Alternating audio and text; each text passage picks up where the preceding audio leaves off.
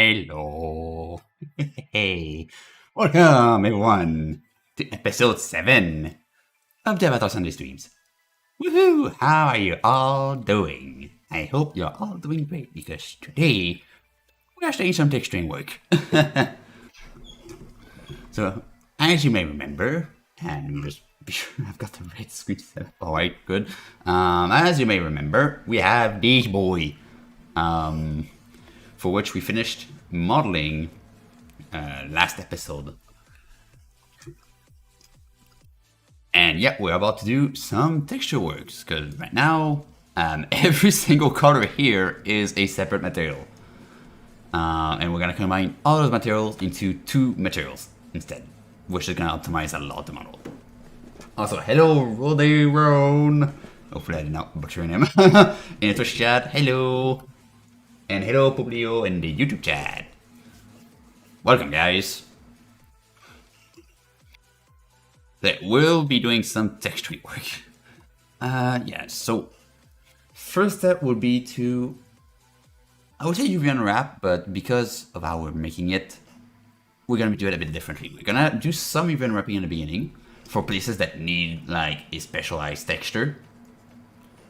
And then we're gonna import that UV map onto a drawing software for which we're gonna do the colors and all the textures. And afterwards we can just combine the methods together. This is how I plan to do it anyway. So let's start off, shall we? I'll first go in the UV editing workspace.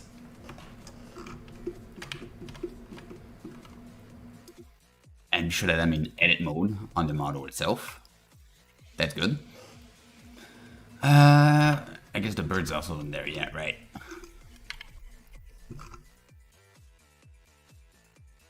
So first step to actually UV unwrap is to do UV seams. Thank you, glad you glad I look good. Glad you like my look.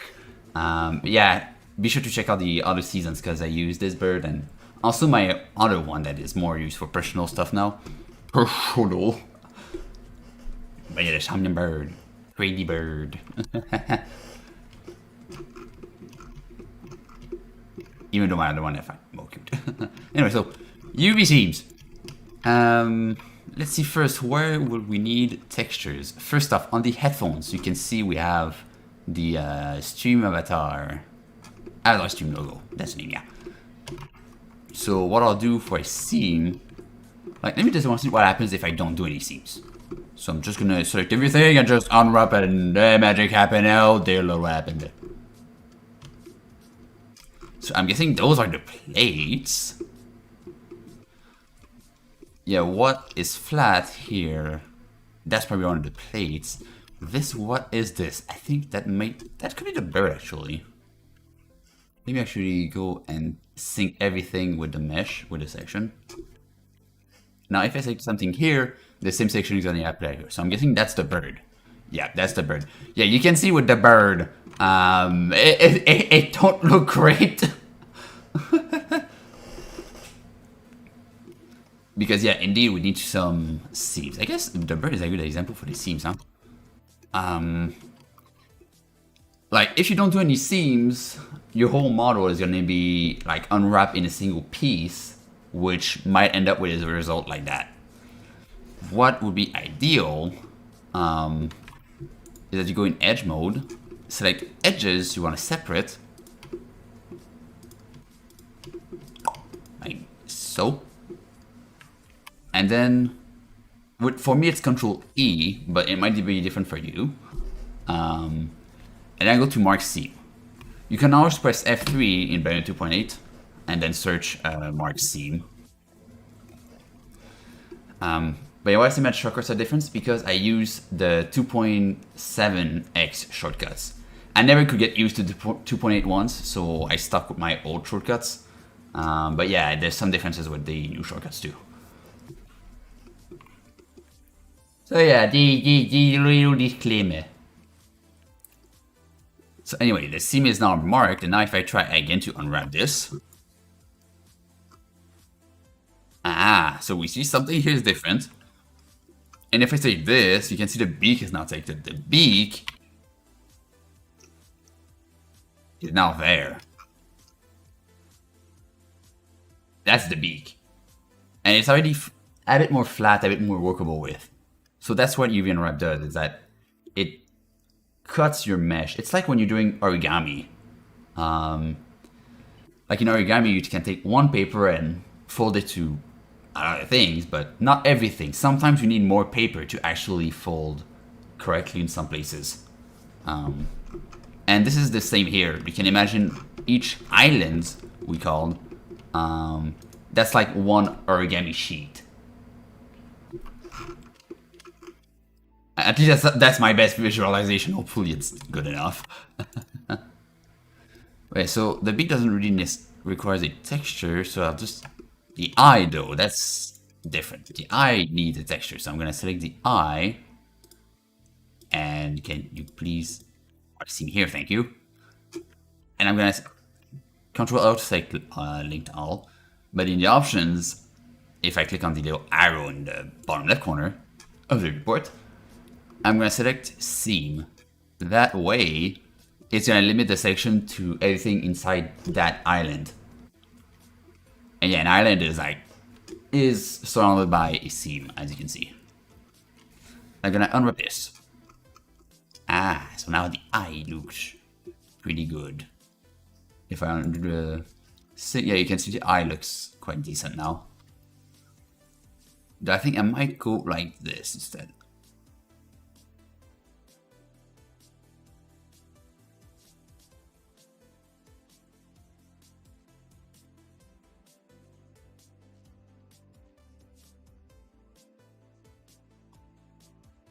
There we go, and then I'm gonna and instead of just doing unwrap, I'm gonna do product from view.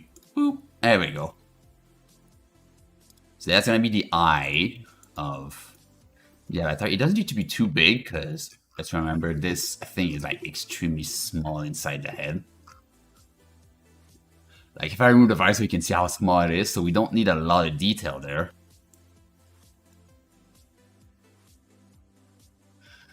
Next up, we're going to do headphones. So same principle here. We're going to select around the headphones. I use Alt and then right click to select the edge loop. And then mark another seam. Select this island. And we can see it's already unwrapped. Like, why is it unwrapped? Is it separate? No, what? Okay. Is it because... Okay, no, yeah, you can see how bad it is. We're just going to unwrap this alone. Wrong button. Please unwrap. Bam. Alright, got it.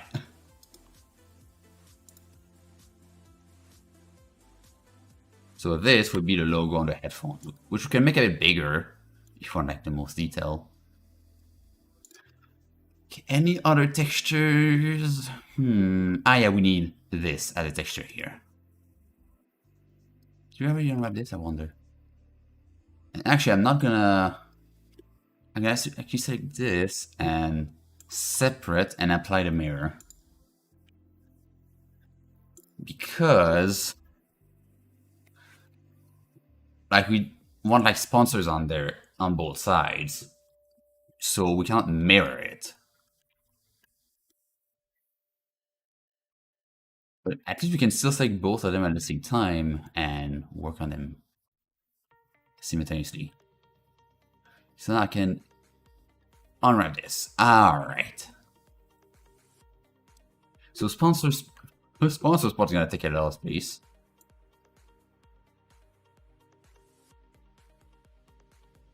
So we'll be doing this. Like so. The gauge in the middle we'll need some numbers. And this too I won't be able to keep here. Because again, this is not going to be mirrored.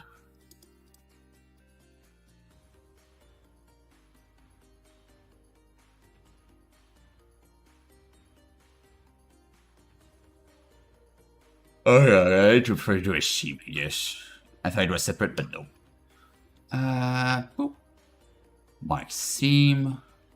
Boop. And you unwrap. There we go.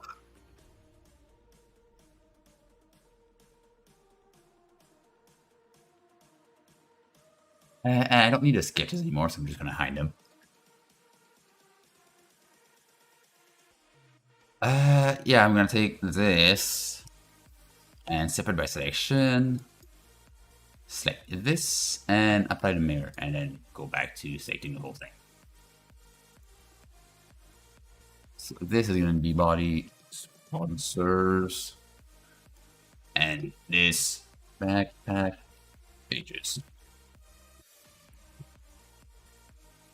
Hey, hello de nouveau! Welcome to the stream. Bienvenue sur le stream.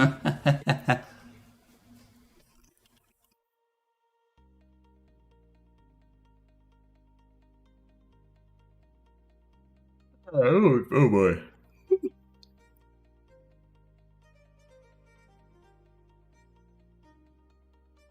So the lighting here, I want to attempt something on the actual avatar.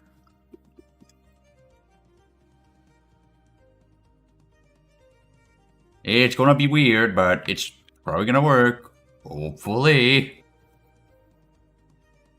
So this is the lighting.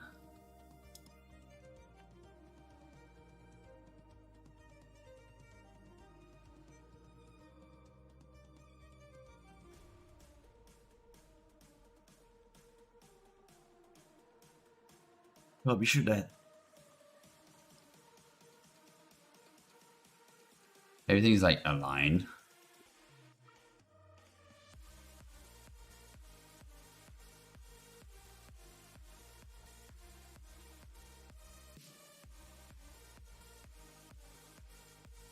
Because what I want to try and use for this are texture arrays.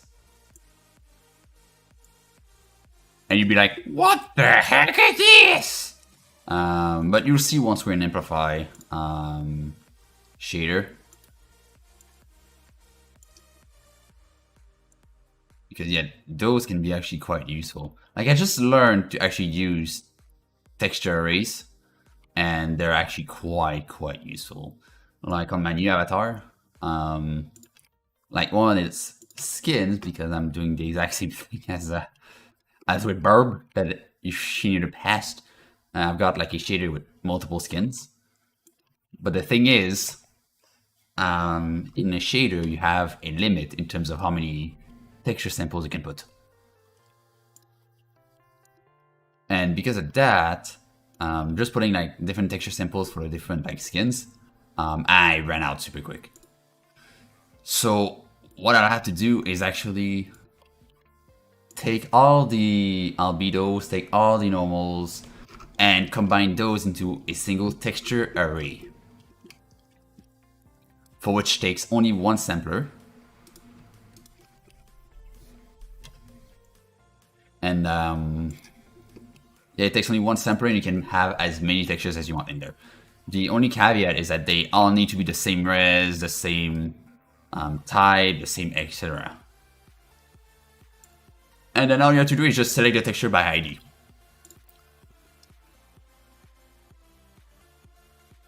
So my plan here with the lightning is that we'll have multiple textures,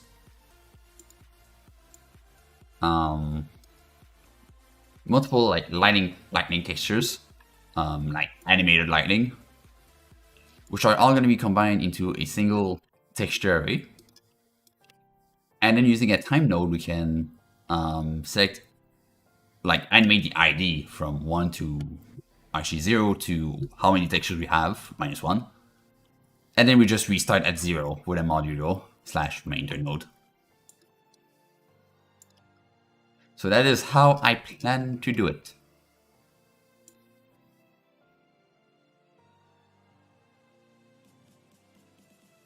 But we'll enter that in more details once with the Amplify shader part of the series.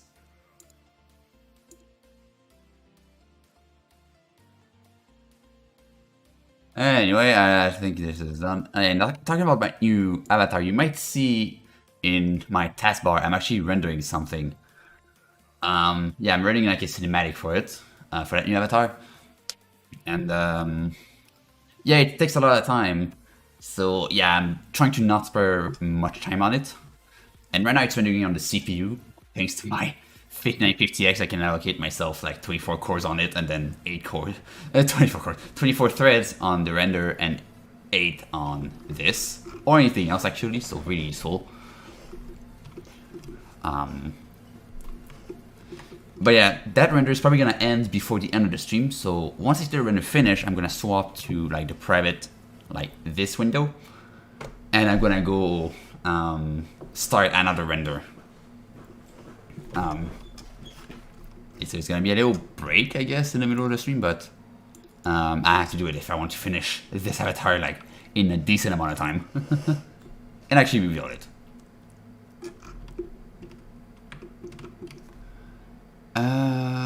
Okay, so yeah, this is done. So now if I go here,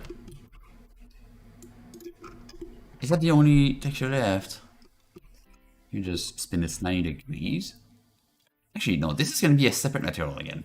How many materials? Actually, how many materials? Let me go open up the Somnium website. I'm wondering. Just so I can open up the new browser tab.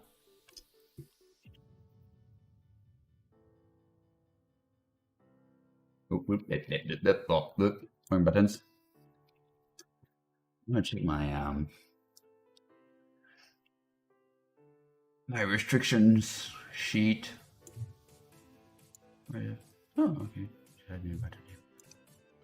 You need to scroll down. Ah, there it is. Let's see how many materials. I think it's 4, right? Let me see. Meshes for material slot. Okay, so we can have up to 4 slots before getting a warning. Or is it 8?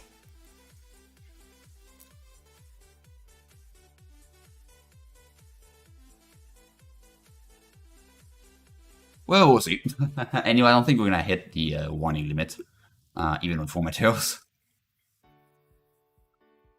So now, yeah, this is gonna be a separate material for the lightning.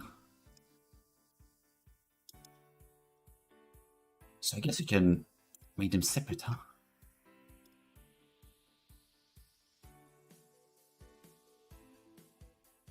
Like this. Like, could they fit better diagonally, I wonder? So that's one thing you want to actually try, is try to fit like as much space of the UV map as possible, so that you have the max res you can.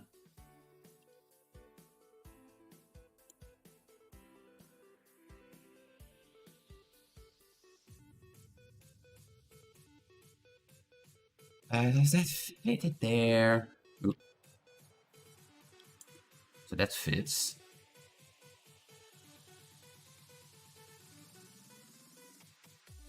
Oop. Wrong button. There we go. Okay, so that fits perfect. Gauges. What are gauges?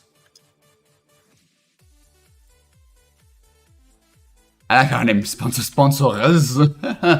Oops. There you go. And then these. Yeah. I'm gonna shrink them down. Set everything again.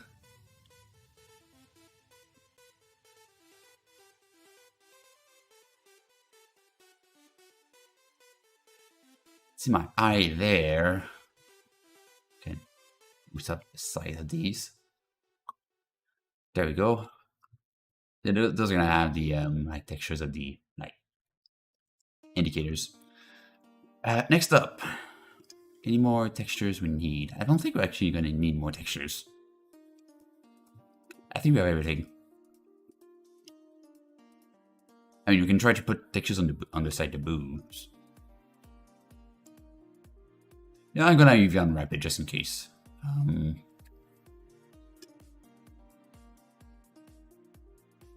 Just in case.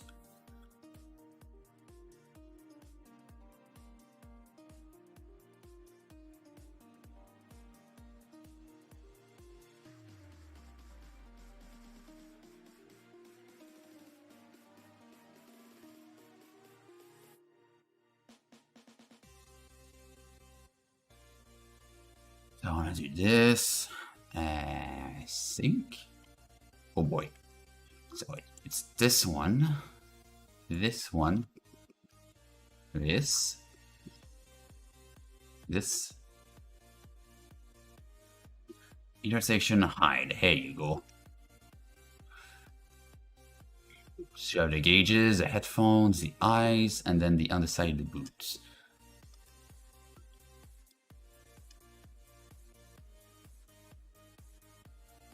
Like that. Alright, let's try to optimize the spacing.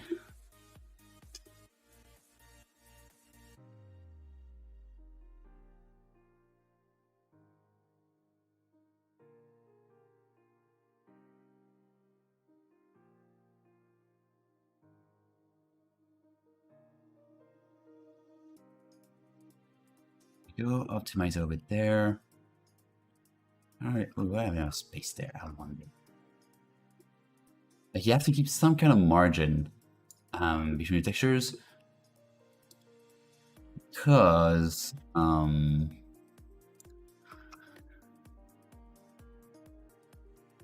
of the mip maps in games. Like one thing that Unity does to, and games in general do to actually improve the quality of the images is to, the further you are, the lower res the images are. Because else, if it's high res, it's gonna just take the closest pixel, which is gonna flicker a lot. So lowering down the res helps with the flickers, but that has a side effect of also requiring bigger margins between the UV items. Because what can happen, especially on two sections that have different colors, is that the further you are, the lower res the texture is, so the more interpreted like you see like a seam between those two. Which is obviously not good. So we're trying to keep the seams as large as possible while also fitting it as most as we can.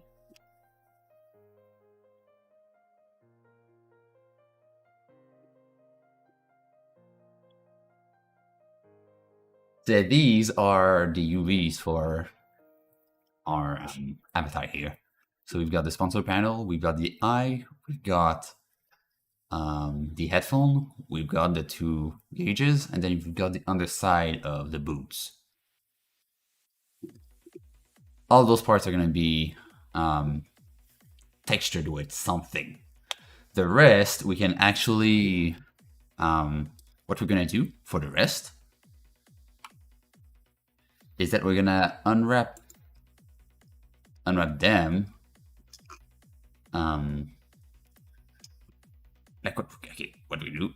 I'm going to unselect everything, then go here and then select the material itself using the material tab.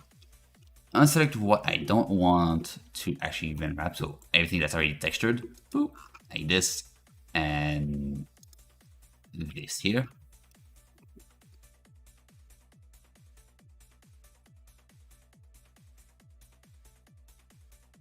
Like so.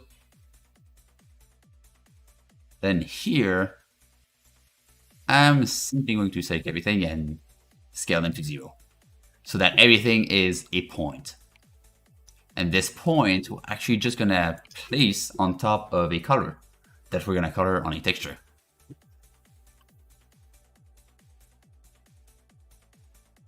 Then we can do the same for every single one of those textures. So all two, I'm guessing there's nothing else. Yeah. Just this, so scale to 0.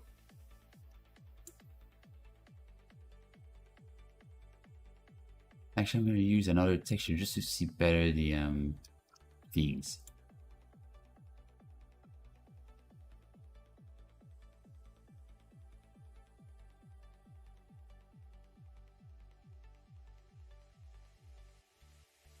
my whole thing on a place up there.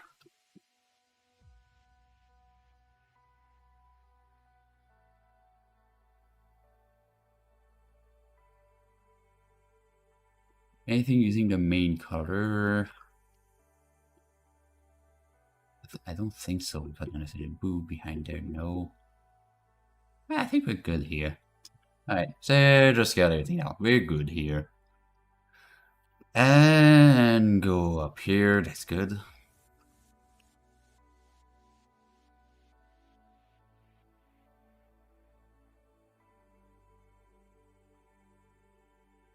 So the auto bars. I like how 40 auto bars perfectly fine. The fifth one. Something happened to it. Anyway, we're scaling them down to 0, so it doesn't matter.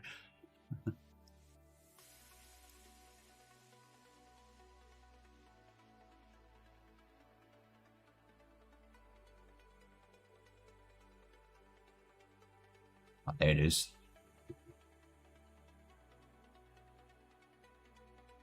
I appreciate it. Alright. Here. That's good. Alt 1, that's already taken care of. Alt 2, that's already taken care of.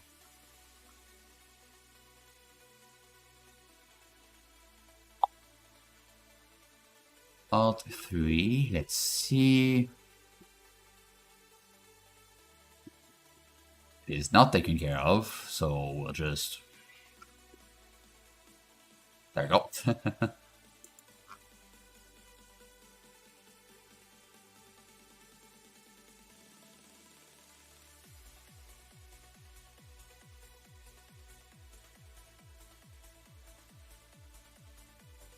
What else for? Ah, these. Ah, yes.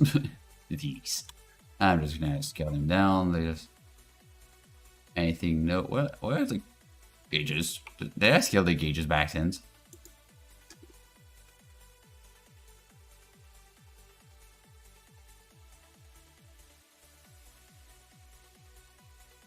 Okay, no, just because they're not selected. Alright.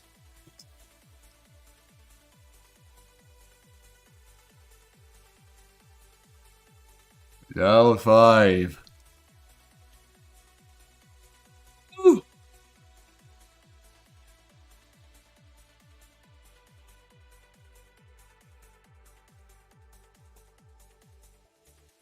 There. So the glass is gonna be different though.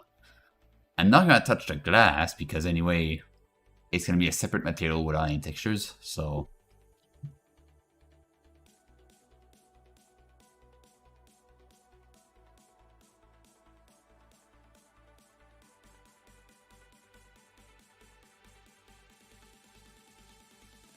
Speaker 1. What was this? That was interior, right? Yeah. So, speaker 1.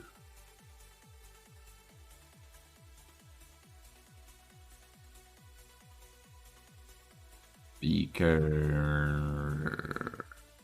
2.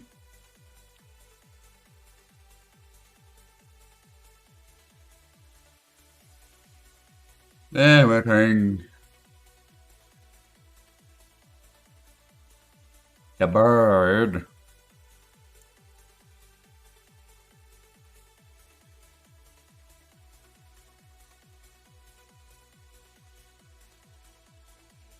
There you go.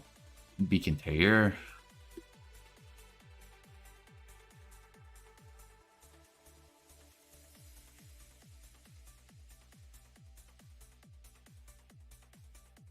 Picked feathers.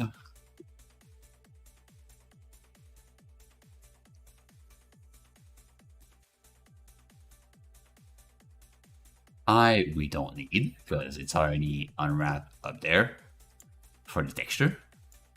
Leg.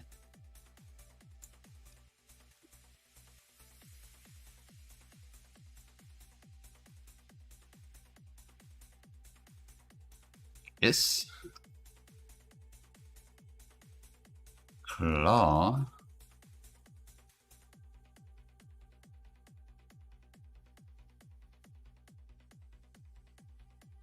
this neon like this. And the sponsor space we can actually remove because it is now here.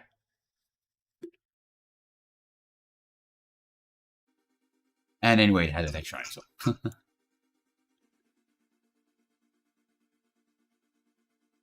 You just organize this. All right, so sponsor space, no sponsor space here.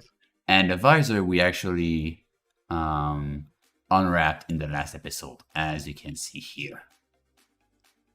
It looks weird, but that's because of the setup I plan to use for the visor. I did a more detailed explanation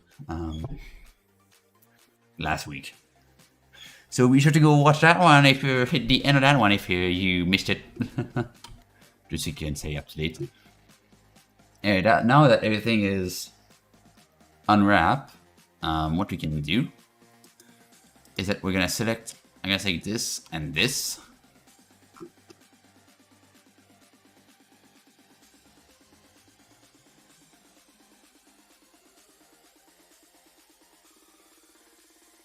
And the glass is different. Yeah, we don't need the glass anyway. Yeah, these I'm gonna put here. I'm gonna go back to the square texture. But I guess that's the glass too. Yeah. And what is this? Okay, that's just the center of that. I'm just gonna scale this down. Here's the guys down there.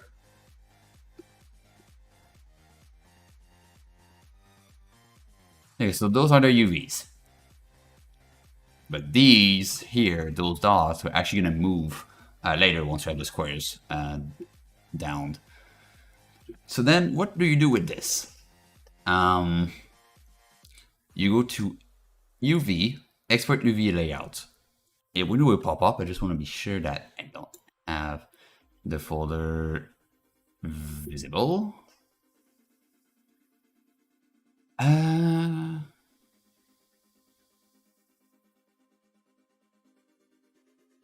Why is it saved there? Wait, what? Okay, hold up a second. A little confusion here. We'll be back in a sec.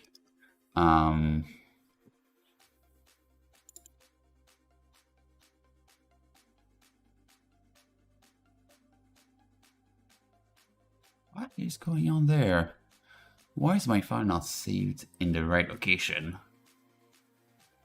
What? Oh, okay.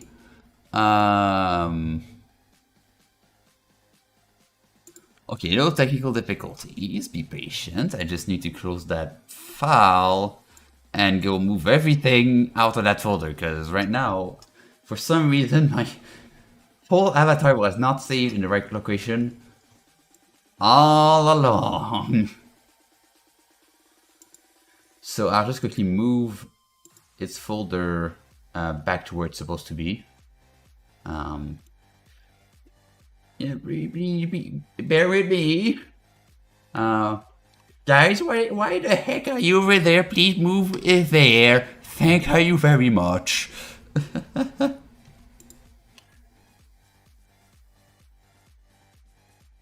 And then that's gonna be I.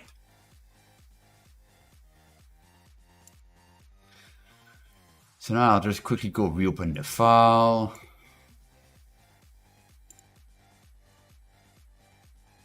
Well, that was a good catch. So yeah, game projects. In there, no, there, and there's the file. All right, we're back now. UV export UV layout. Ah, there we go. Now we're in the right folder.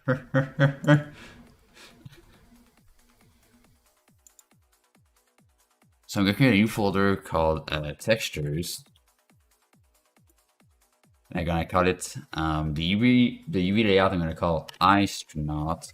So the name of the avatar _ UVs. That's my naming scheme. So I'm gonna do not all UVs. I don't need the visor. I just need this. I wish that everything's selected. Then set a resolution of 2048. Just usually that's the best I go for. It's a bit overkill for this one, but you know,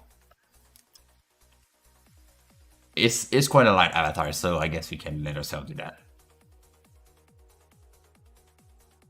Now, we're gonna open up a photo editing software. So I'll just be sure again that nothing shows. As you know, I don't want my secret avatar that is so close to be revealed be leaked right now.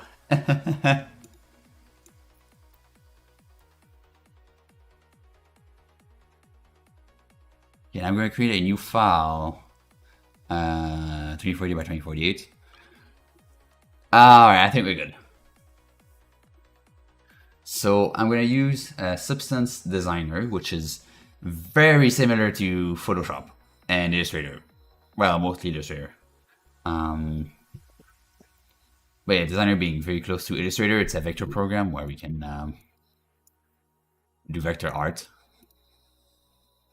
It is very, very, very complete. You can do a lot with it. And I'd really recommend it if you don't like subscription from Adobe. FNEG for the win. Not sponsored, but I just really love them. Anyway, let's open our files. I'll just be sure again. You know, I just want to be sure that I've got the right thing opened. There you go. And also pause my background because that has the silhouette of my avatar. Go ahead. There you go.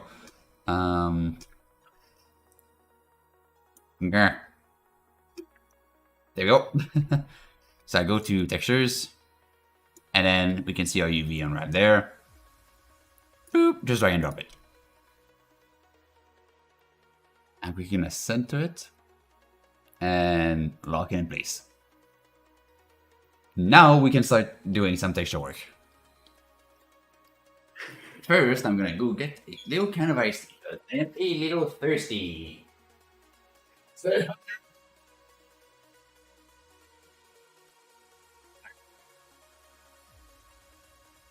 There we go.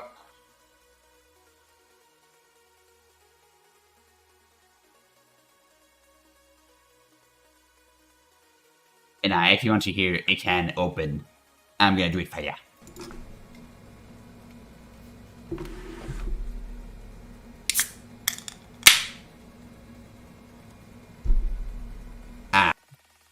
Iced tea, my favorite. I bet some iced tea fell on my keyboard. But I don't know. I don't see any droplets though. It's gonna be fine. It's gonna be fine. I think I catch most of it with my hand.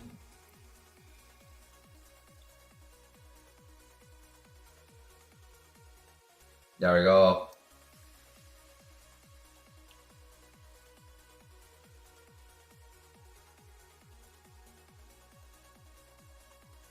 Alright, so let's actually do some texture work. So, right. Oh crap. I forgot. I need to. Close this and this. There you go. Just keep it safe. I'm gonna go back one. And I'm actually gonna open up the blueprint just so we can get a reference for the eye.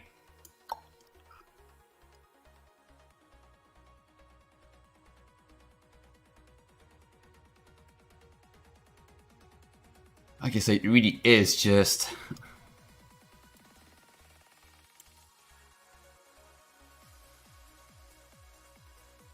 It really is just this, huh?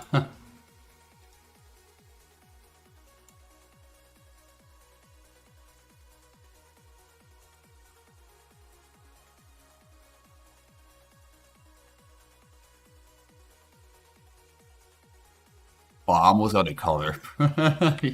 Bear. As we should have also got the eye color perfect. Alright. And I guess we can remove this. And put a white square in the background. Like this. And this is gonna put behind, just to get a reference.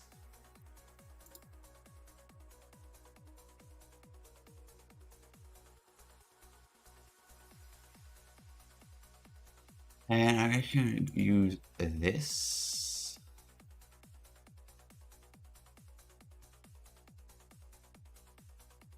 And I can make it bigger, yeah.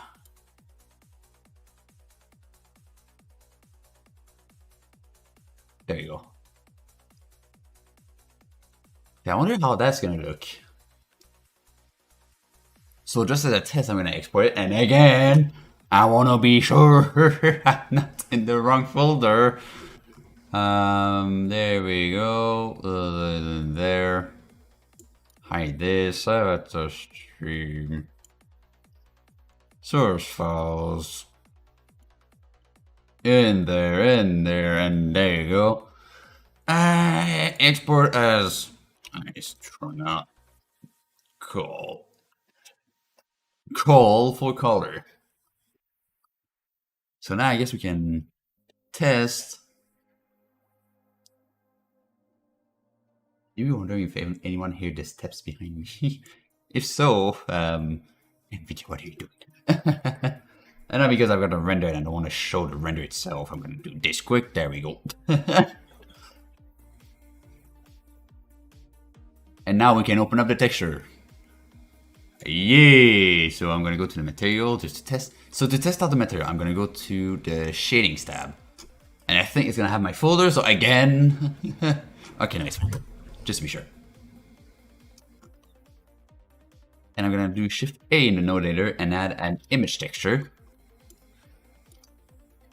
And connect that image. I mean, I'm doing neon here. I don't want neon. I'm going to select the slot for the eye. Then place it down again. So image texture. And connect the color in the base color.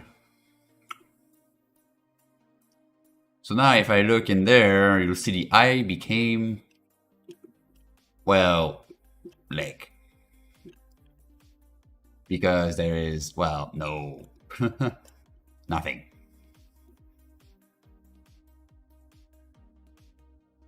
Just nothing. Did it actually do anything? Am I even on the right material? I know, I'm on the right, yeah. So, there.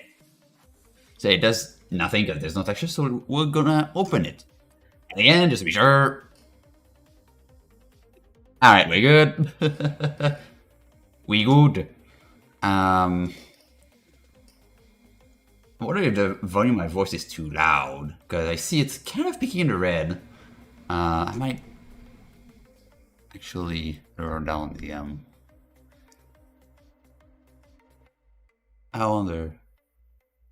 Test. Oh yeah, that's the lower I can go with the mic. Okay then. It's as low as I can go. I might go to the sound settings, I guess. To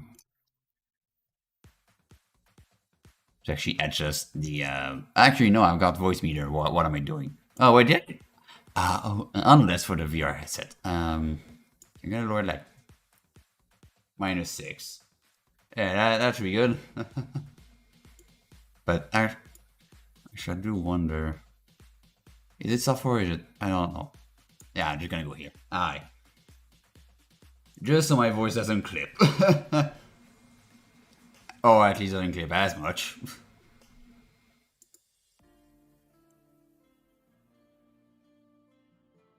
Okay, now, as I said, we're gonna go into textures and open up astronaut call.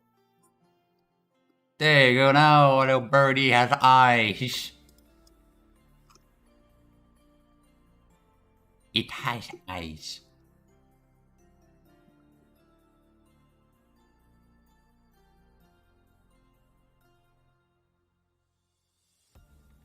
Well, that's good. 100. maybe I'm gonna do like unshaded. So I wanna try actually if I take all of these and shade smooth.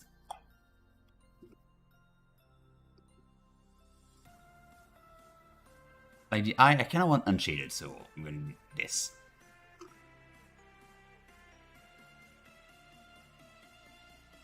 You know, now the eye is not shaded. It's gonna be flat shaded. I think it's gonna look better. There are birdie eyes. Ish.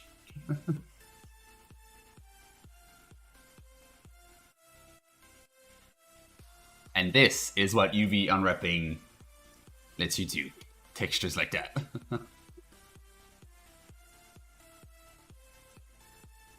Anyway, let's do the headphones now. So I'm gonna go back to my design. Put back up the electron UVs. And let's drop in our avatar stream logo. So where is he? Okay, there it is. Blep.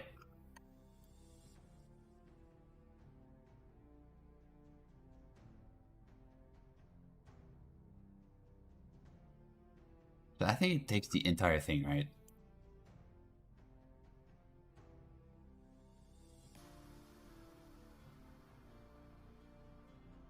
Nice. Yeah, it does take almost the entire thing.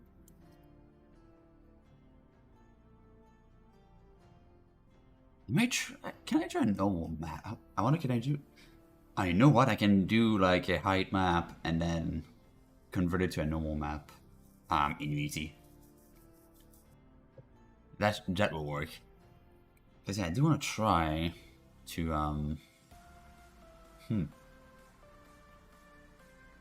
Actually, might be complicated a little bit. I'd have to do it in Blender and do the normal map there. Yeah, I think I'm gonna just gonna stick with this for now. Okay, the color for... Okay. I'm always scared. It's gonna be the other thing showing.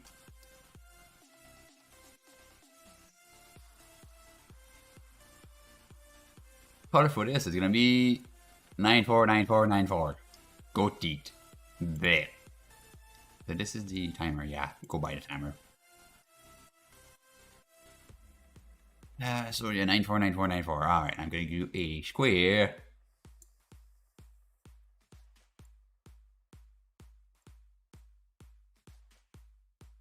And paste in the hex code 949494.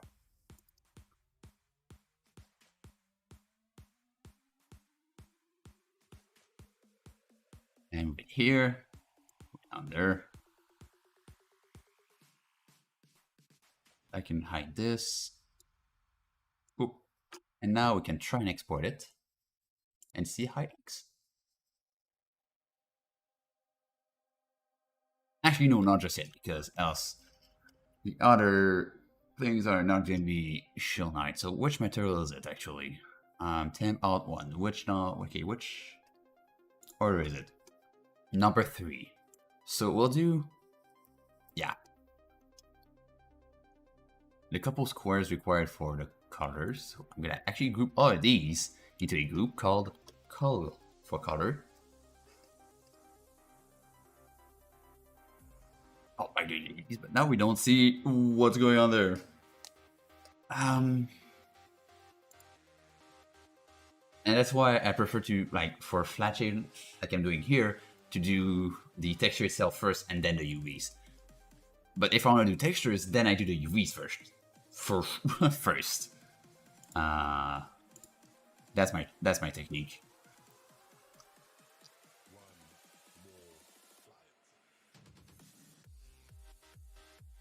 So now this square, I want it to be like just big enough so it fits everything. So 16 by 16.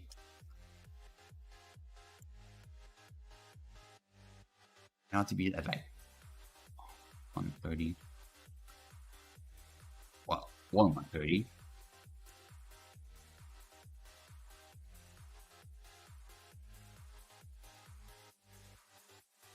Actually, what is that UV? Actually, what is this?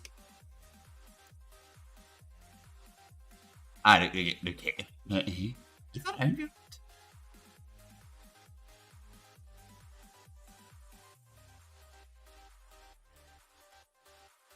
You know what? Ah, that's a glass. Oh, that's the glass.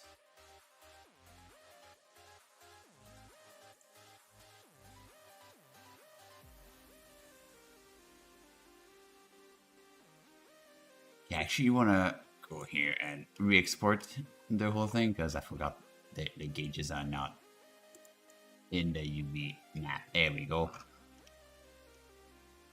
UV export textures UVs blab. And now we can go back here.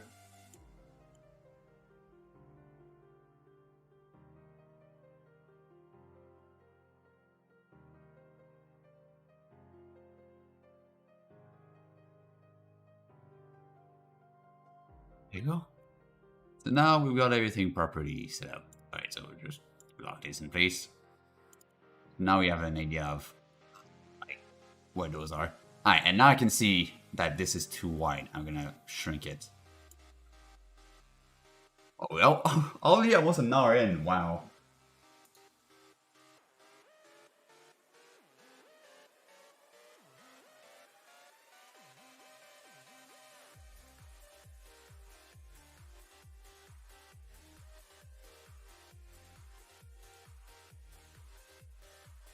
I'm gonna do one. What is this point? Okay, actually. Well, if the point is 0, it should not export like that.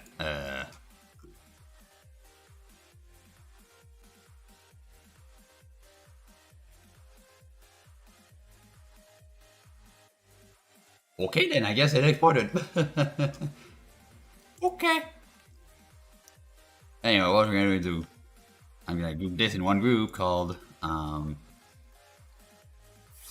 Lad colors. So 1, 2, 3. This is going to be our why is it 16? Alright. I want this to be. Oh, I don't want to duplicate fat colors itself. I want to duplicate what's inside fat colors. So I'm gonna double click. There you go. And there. So this is going to be our color. And just to be sure, because we want to get the car. I guess I can get the cars immediately, right? So the main is gonna be fully white. Yep. Alright then. Other bars. 38, 38, 38.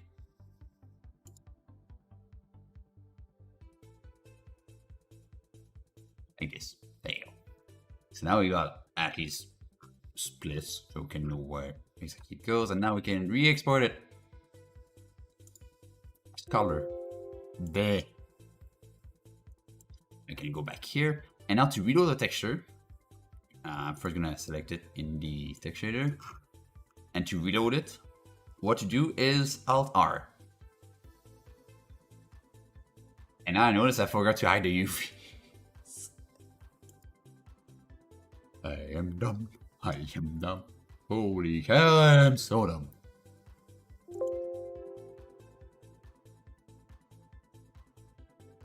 And again, Alt R. Boop. There we go. And now I can get like perfectly aligned. So these I want to align here.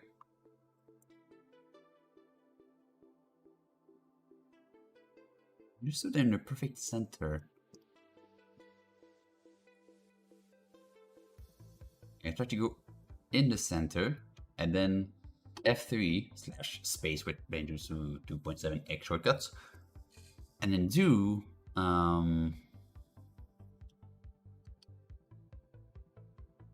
snap to pixels. I think is it? Oh wait, where is the option? Select snap to pixels.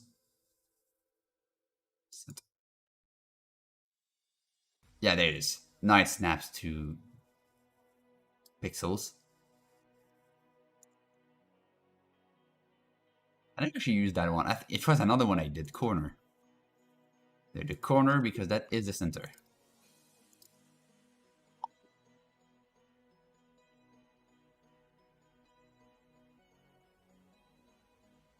It's a shortcut, actually. Is there a shortcut for it? No, UV. Pixel. I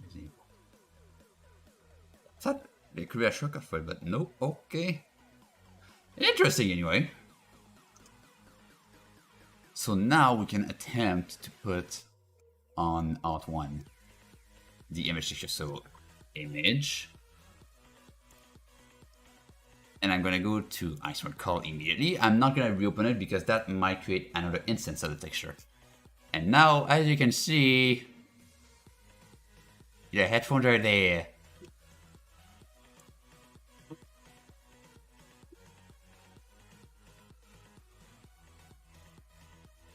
So that works. But there's a small problem.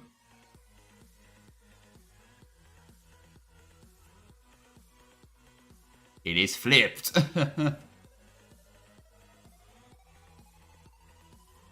Some reason.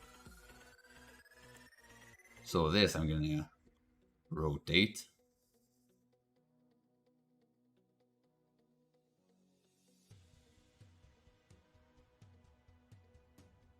And you have to re-export the UVs, I think, yeah.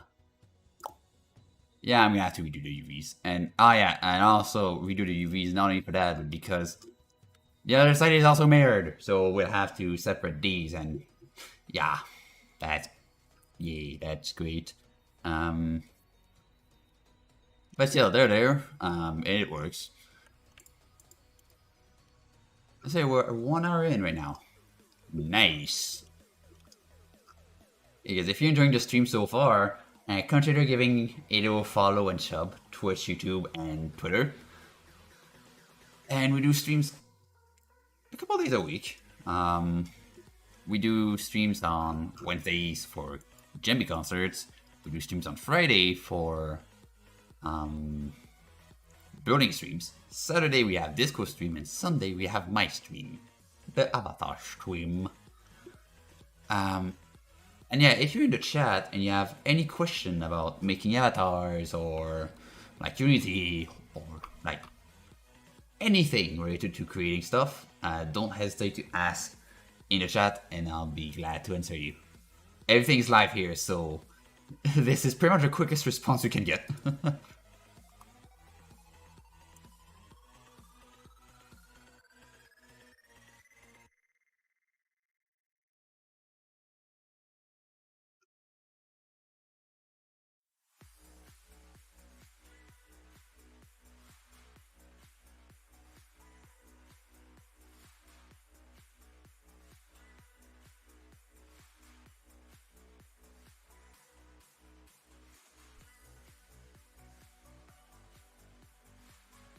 There you go.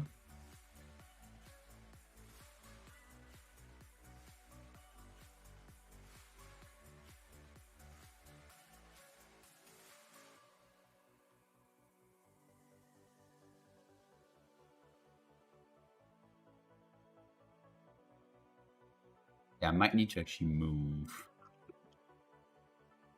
these. Actually, do I need? Actually, don't need to. Alright, I don't actually need to move these. I actually just need to. Take these separate.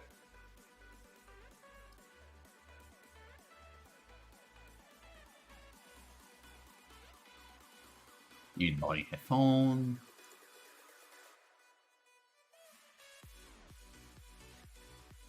Then go to the modifiers and apply the mirror. And now I can go back here, take this, and just get it -1. There you go, fixed. So why is it? Why is it green like that? Ah, because we're selected. I got it. That can't explain it. I just need to also here.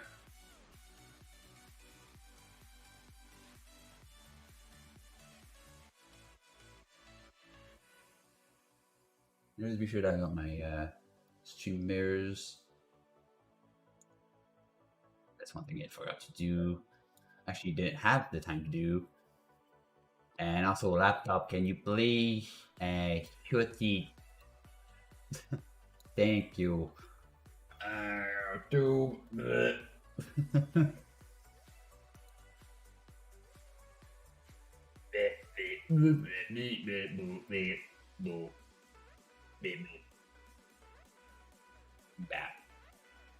Just to see how many people are watching. Oh, likes on YouTube. Thank you, people, for liking the video.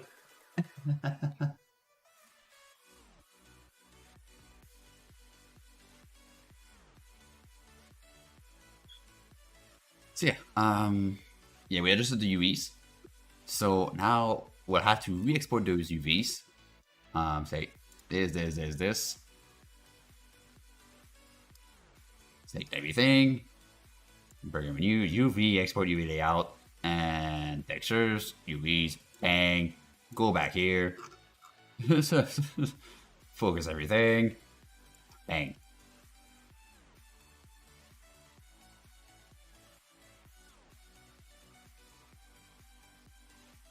And now I can hide this and move this too. Boop.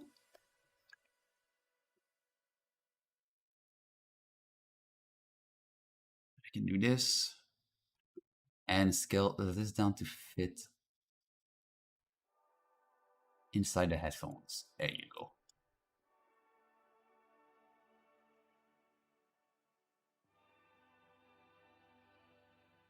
Next up, I guess we can start doing the colors, huh?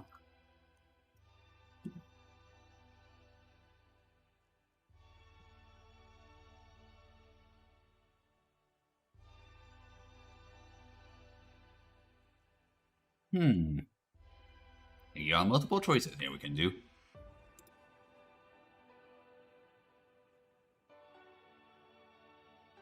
We did out one.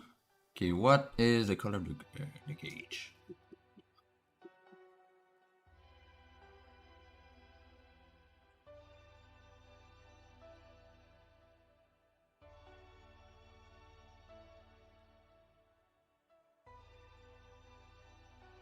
Is it main or is it only alts? It's main, alright. That's the only color I'm gonna keep is the main color. There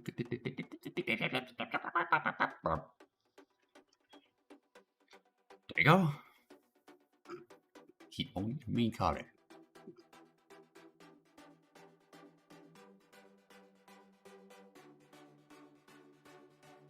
And save just in case. So I just want to see something. If render crashes, what is going to be shown in the background? I just want to see. Okay, I have to be careful with that.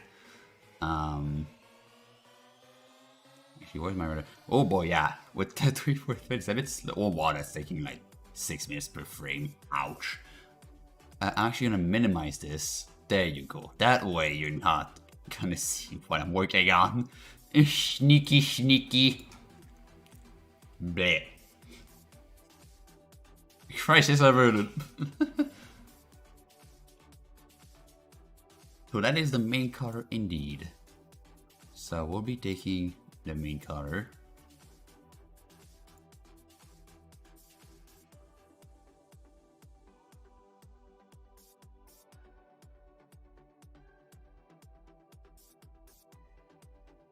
So both of these.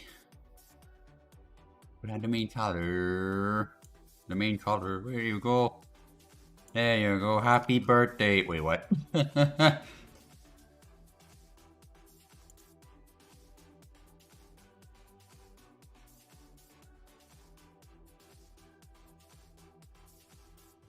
See this?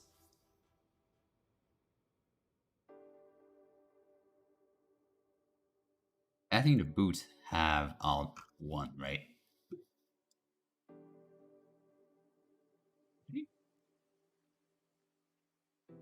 They do. Alright.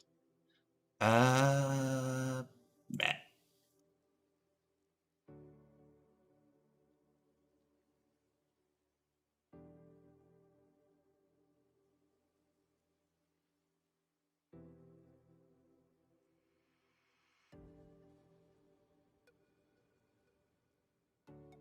So you go outside. Here you go.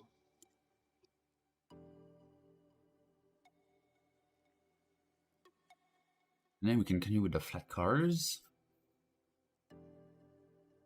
So color number 4. Color number 4. Need to read this one.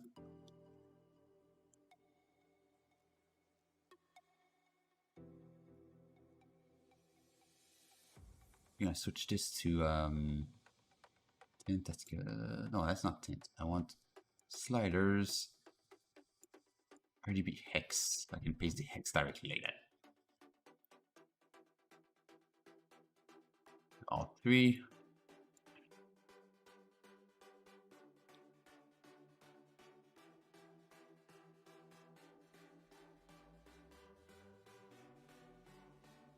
Then on 4, we have so much. So many colors to do. Oh, no. There you go.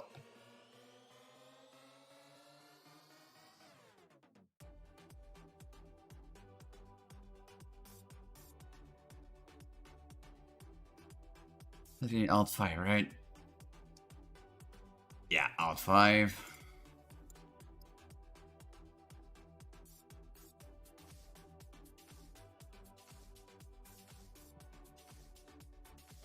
Oh. So many colors to put.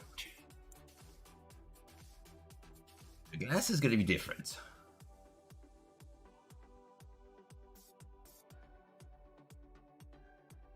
Actually, we can keep everything in a single texture, I think.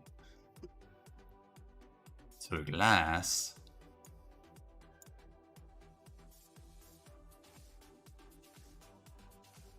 Give me this.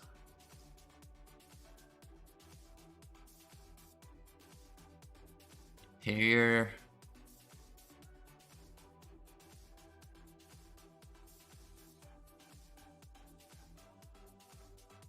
Speaker 1.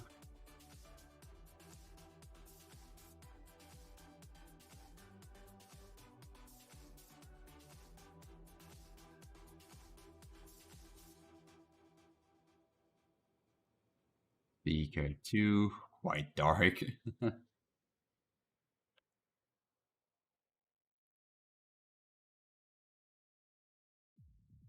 I'm gonna keep more threads on my render down there.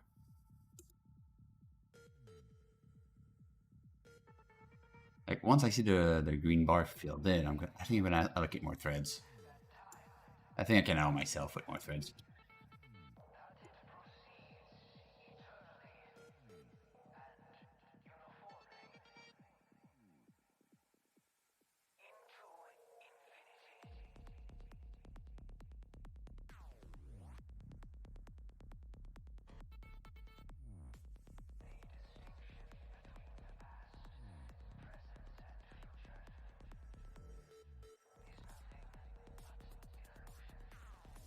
I like trains, especially for a space avatar. Reef as well.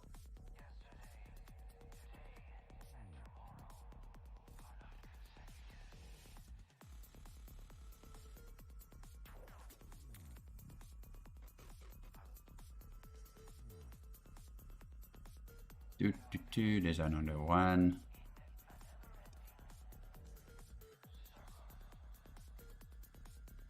The eye would took care of it. We're still gonna put it anyway.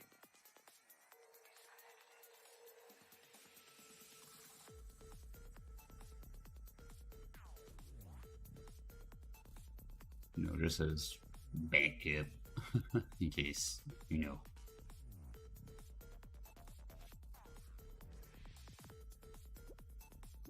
And the claw.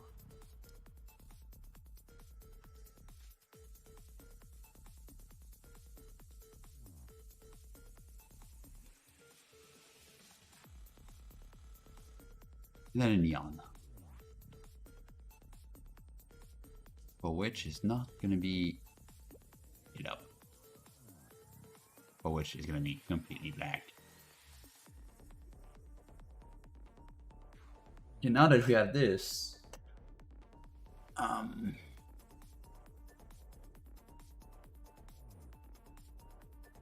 so these are all the colors we're gonna need.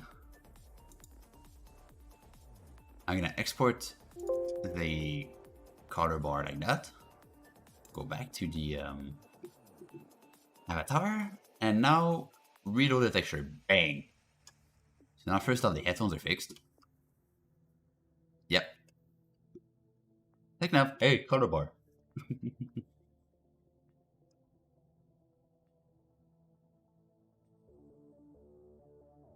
Select everything.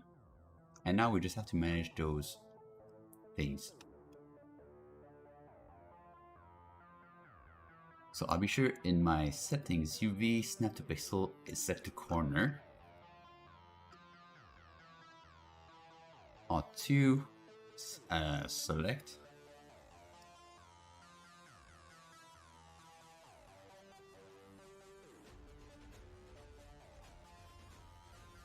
There you go. R3.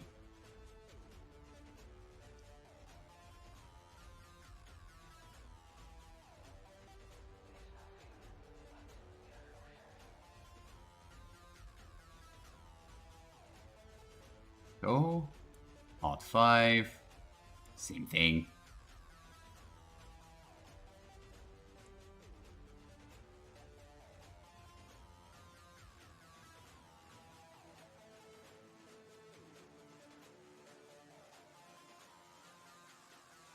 And then that's the glass. For which we're gonna use the same texture, but a different material.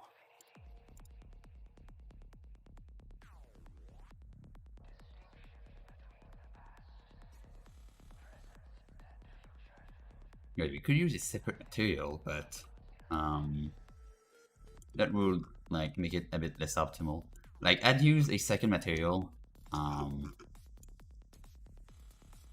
if I wanted some kind of effect on the glass. Second texture, like maybe like cracked, shattered glass. That I would do another texture. Holy mackerel indeed, yeah. That's a lot of color buys.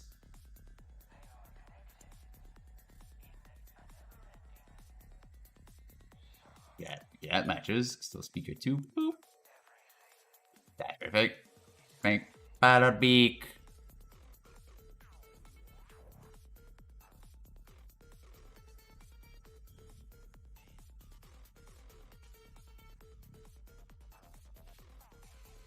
Alright, then beak alt. Blip. Into here. Make it here. And there's and also hello Ultra. Welcome to the stream. Here we got the main. And then we got eye, for which it's already unwrapped over there. We won't touch it. Then we got the leg.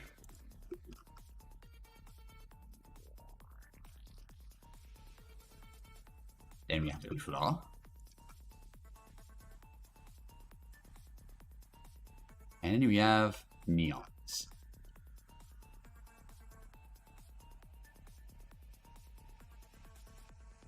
So now all the UVs should be mapped. But we're not done yet. We still have to put the other textures in. Because as you may know, we've got different like smoothness. Like the visor is super smooth, the main color is smooth, but the textile here is like rough. So that requires a metallic smoothness map, for which it works a bit wonky Unity, I'd say, but Like I'll explain how it works now, I guess. So let's take, for example, the visor.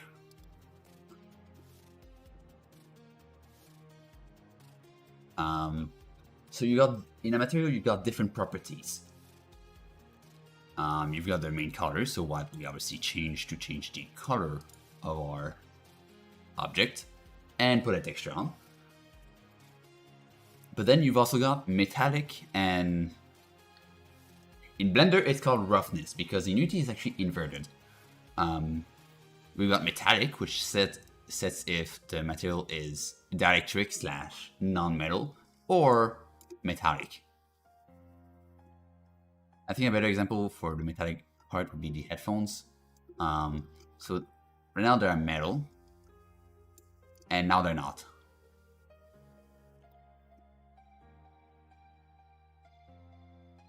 Like there's some different properties when it comes to metal and non-metal. But you can see that you can actually set it in between. Never do that for photorealism. Never do it. If you want something that's realistic, never do that.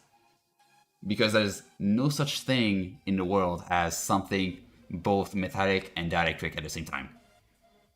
Not like you've got like one part that is like non-metal and then right next to it there's a metal. No. Like I'm talking blended together. There's no such thing as something that's both metal and non-metal. So either keep it at 0 or 1. That's the rule of thumb. And then you've got roughness / smoothness, for which sets the like how rough or smooth the material is. In Blender, it is roughness. So if it is 0, then it's perfectly smooth, and if it's 1, it is fully rough. And that you can actually set in between because there's like different roughness in the world. In Unity, however, it is inverted. So if you put a 0, it's going to be rough. If you put a 1, it's going to be smooth. So for our preview, what we're going to do is first go on something that's going to need a texture. I'm going to spawn the texture. And first off, plug the plug the color of that image texture into the metallic. But which obviously it's not going to be metallic because, yeah, we don't have the texture just yet. And then for the roughness, we're going to create a new... No, that's already wrong because technically you should do that if you were doing Blender work, do another texture and stuff. But in Unity, metallic and roughness / smoothness is combined into a single texture. And how it works is that the black and white channel, so red, green, blue, is the metallic. It's going to be converted to black and white. And then the transparency channel is what's going to drive the smoothness. So if it is fully transparent, it is rough. If it is fully opaque, it is fully smooth. But in Blender, you'll notice if you plug the alpha into roughness, it's actually going to be inverted because we're trying to plug a smoothness to a roughness. So what we'll need to do for the preview is actually spawn in a math node, which we're going to set to subtract 1 minus the alpha. So that way, if this is a 0, it's going to be converted to a 1. If this is 1, then that's going to be a 0. And we can also clamp it, just in case. And then that value we can plug into the roughness. And there you go. Now, it is inverted properly. So now we're ready to actually preview our textures. I'm going to unplug them for now, just so we get like the correct material for now.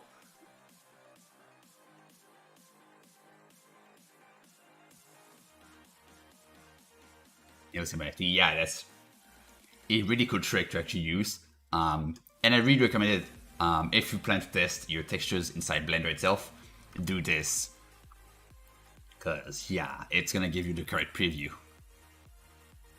And the best at the beginning when I was doing this I was like confused. Like first time I tried to do this, like, why is my method different in Blender than in Unity? Until I discovered this. So yeah, do this. Anyway, time to actually place the smoothness. So what we're gonna do is first off, I'm gonna copy the roughness here. Actually, I'm not gonna copy it. I'm gonna just look at it. And this one is set as 0.05.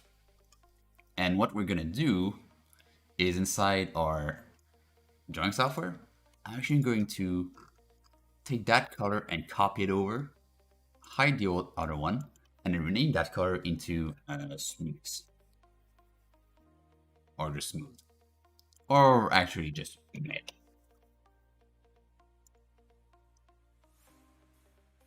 So first off, as an example, main is dielectric.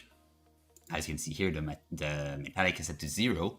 So what we're gonna do is set that rectangle to be pitch black.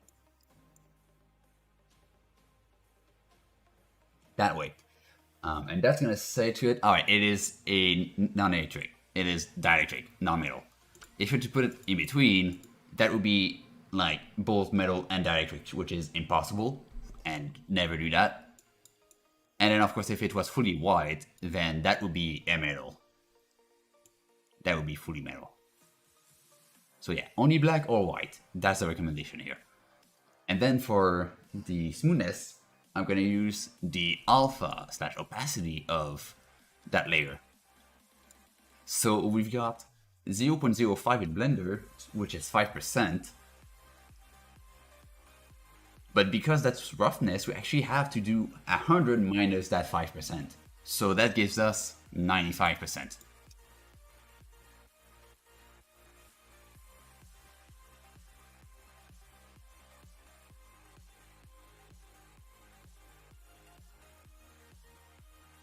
Like the difference is very subtle, but it's there.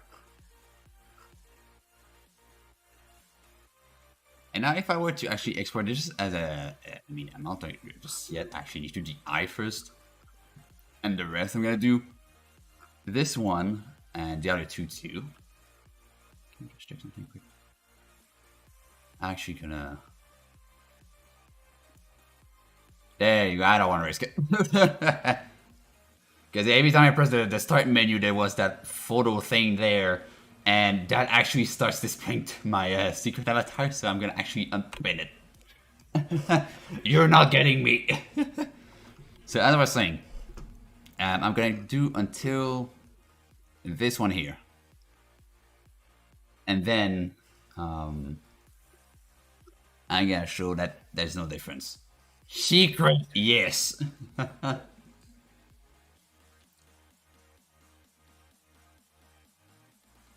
Secrets! The smoothness for that is taken care of. I could rename my rectangles, but honestly, I don't think I'm gonna do it because, you know, I'm a bit lazy, but I'd recommend renaming your rectangle. If you're doing the same thing as me, rename just to be sure you find yourself in what you're doing. So audio bars, that's gonna be okay. That color, that's good. This one is fully metallic and fully smooth. So what we'll do is in our software, so designer / illustrator / your photo editing software, I'm gonna set that rectangle to white and the opacity 100%. That's gonna say it's metallic, fully smooth.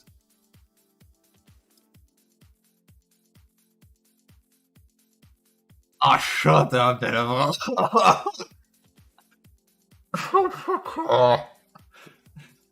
Only a French person would understand that joke.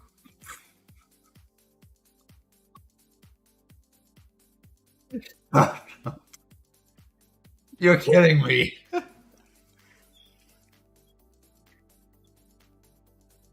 Oh my god. Okay, that's it. You're getting the bad habit. Just kidding.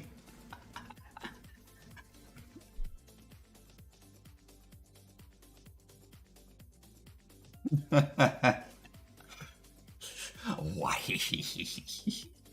God damn it. Anyway, alt one. This color. And fully metal and then 50%.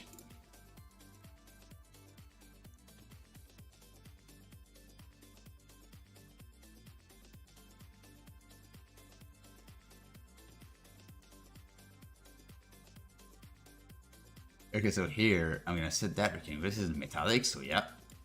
Bang, bang, bang. Opacity 50%. And in this image, I'm actually gonna put an effect on it.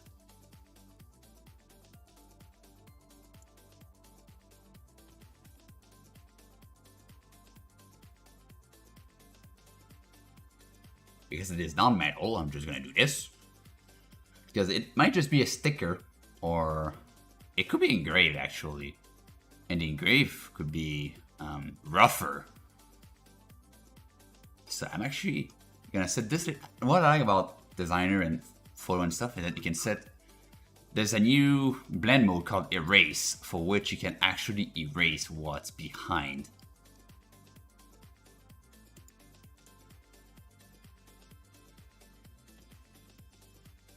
And I've got the wrong preselected. I want this to be the erase.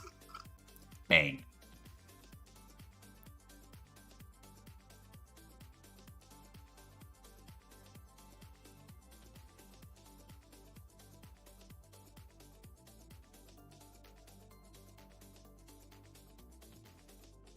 It's doing actually something. It should be doing something, I think, if I put it there.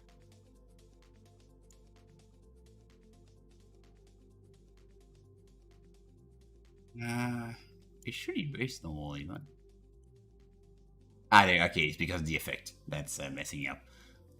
So I'm gonna do erase.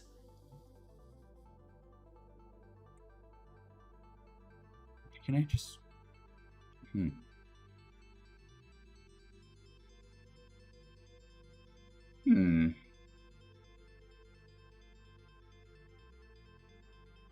Yeah, actually, I think just an erase should do the trick. Yeah, like that. And I can reduce the erase effect by just changing the opacity.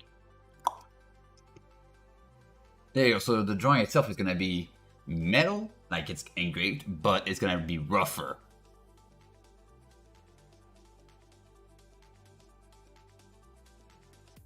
Now this, what color is that? Is that the alt still?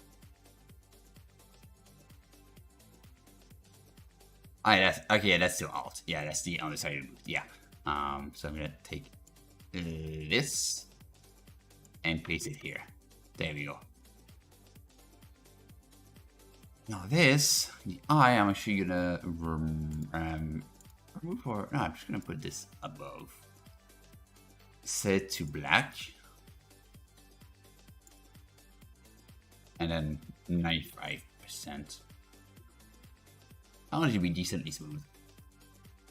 And now, just as a test, I'm actually gonna export it as astronaut smooth.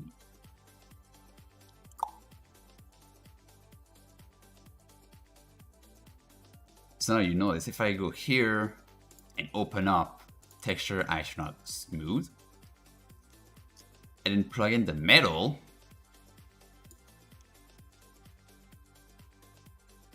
you see there's absolutely no difference. And then if I plug in the subtract into the roughness, if you look at the metal itself, still no difference. Versus if I plug the alpha in, you see that something is wrong.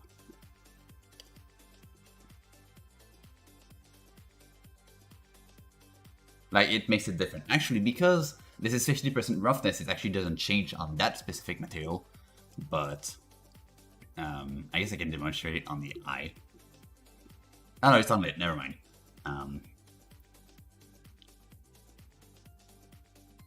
What's the other one I did? Main? I can try main too, I guess. Actually, what do I prefer actually? Rougher? Or smooth? Because actually smoother looks dope. She looks dope. That looks cooler actually. I think I'm gonna do that. I'm not gonna do an erase. I'm gonna do a normal. Like that.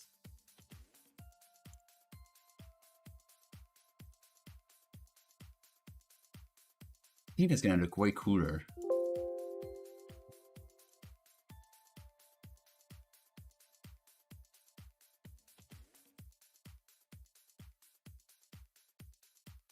And yeah, that looks way cooler actually when it's smoother. Yeah, right? I think I'm gonna keep it like that. So that's gonna be how we're gonna do it for all the colors.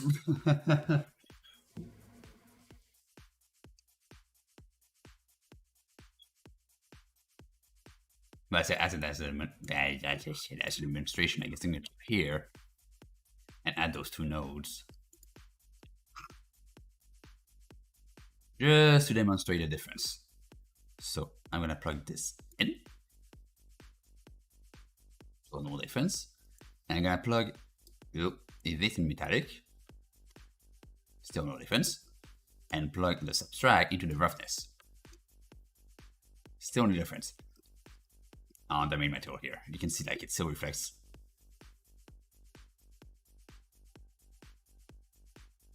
But if I were to plug the alpha,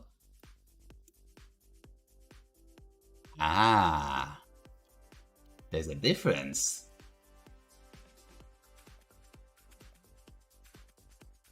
And this is why you have to have the subtract, else it's gonna look wrong in Blender.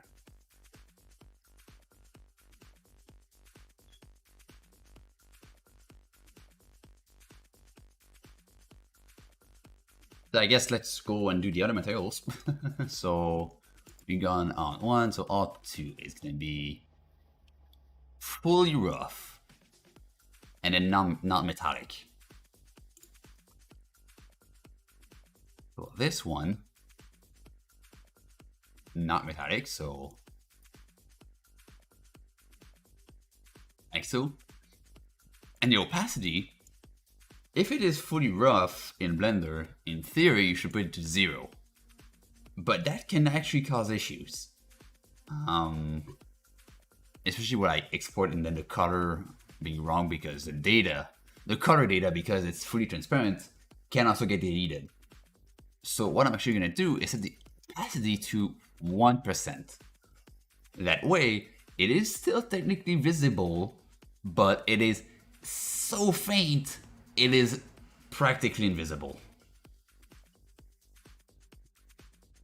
And that is how I'm gonna do full rough. I'm gonna do 1%.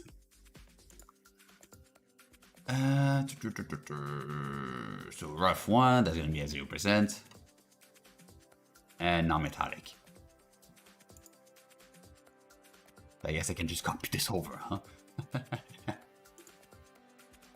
Next! Not metallic, but full smooth.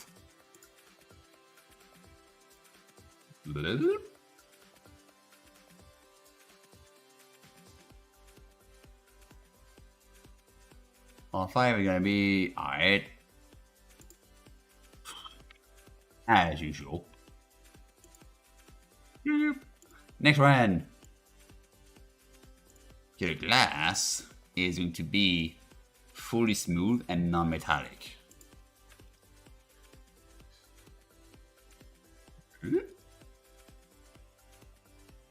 Next one. Interior, we got half rough and non-metallic. So that's gonna be 50%. Next up, speaker 1 and 2, same thing. Yeah, exactly same thing. Bet.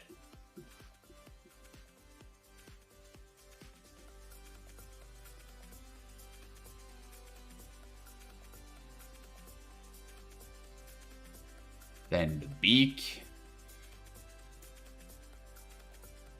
Same thing. I can beak alt. Same thing.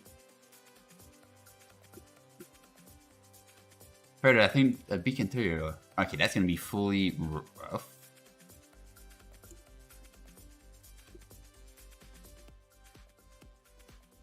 Okay. Fully rough it is then. Feathers, that's gonna be half rough. Yeah, I did not really touch those, but I guess it does the job. Then the eye, I'm gonna duplicate from this.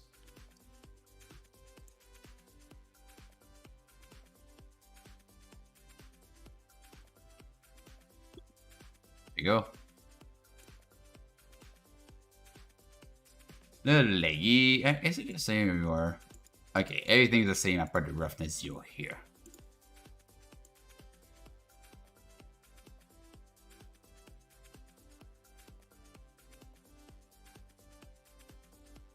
Ooh. There you go. So now we got our roughness map. Slash like metallic smoothness map. There's actually one more map we're gonna do. And this one is going to be emission. Because we do have a neon, we need emission. So I'm quickly gonna take it. Actually, no, we're not done just yet.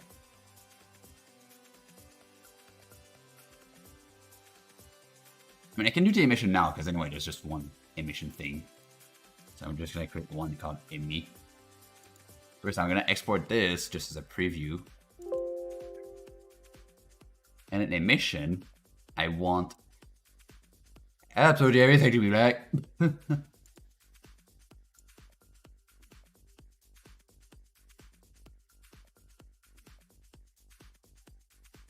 like absolutely everything.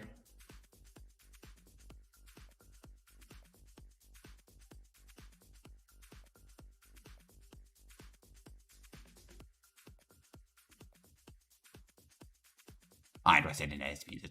Absolutely everything to be black except this one, which is gonna be our emission color of this. Bang.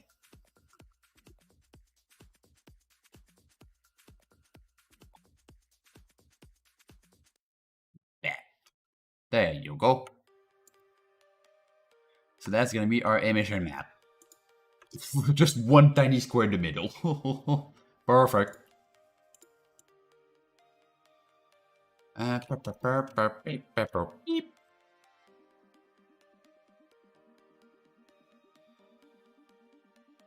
Alright.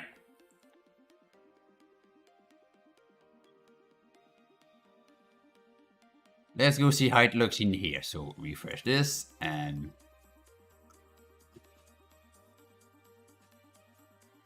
yeah, all the textures here are done. So actually what I'm gonna do is create a new material.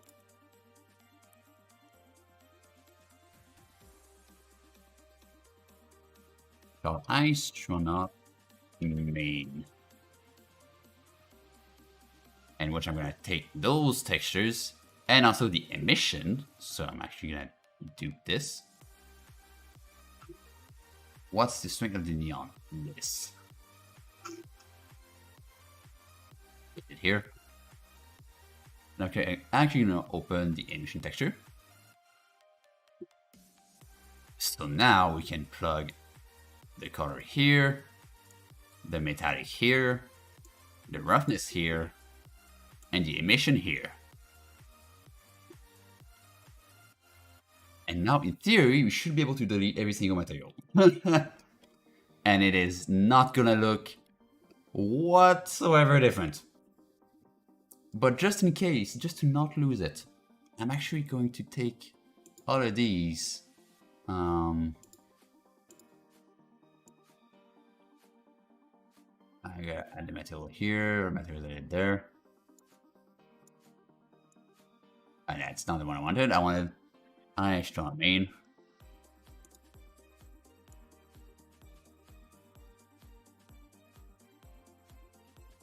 Astronaut Main.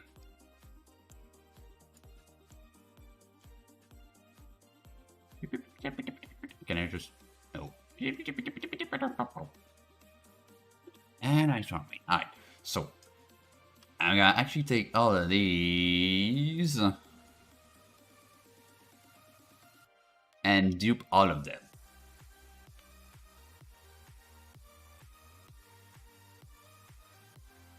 And place them in a backup collection.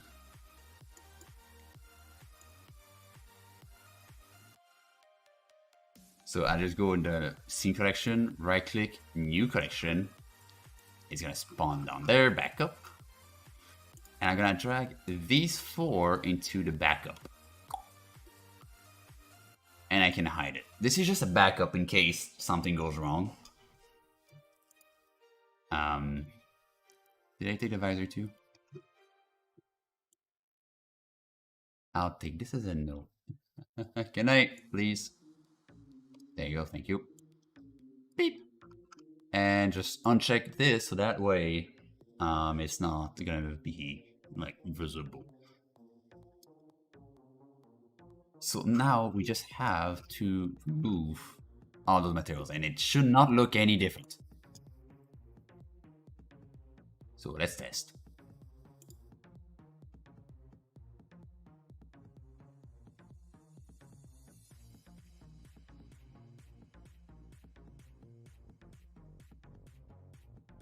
I think something changed. Yeah, okay, yeah, the glass obviously changed. This changed too, huh? I have the right color. I don't have the right color.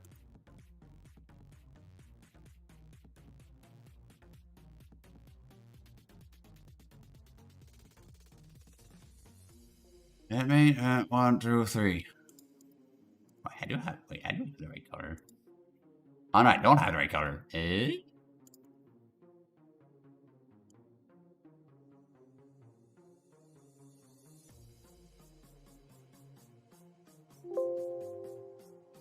How did that happen?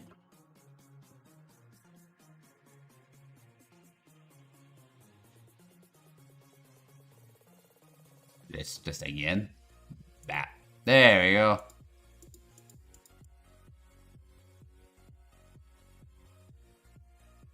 As you can see here, nothing looks that looks different.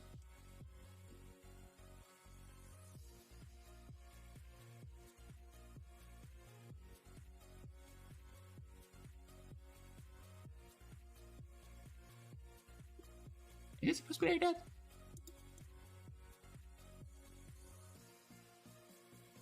Oh, the I broke it. Uh-oh. Ah, yeah, right, because, yeah, I changed locations after to reload those textures. I have to relocate them. Replace. That's gonna be the front.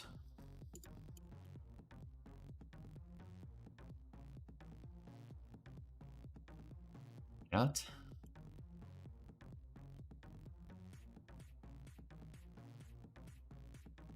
Inside. There we go. Is it supposed to be? No, it's not supposed to be like that. What happened there?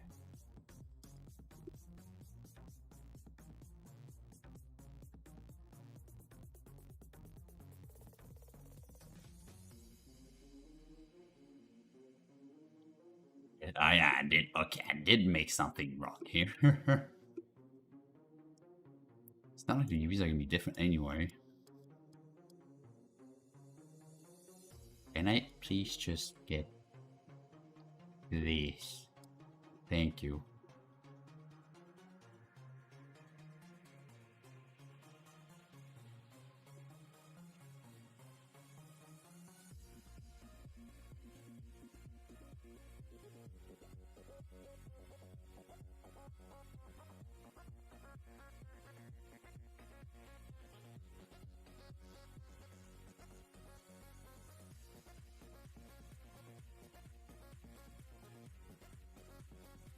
Let's try that again.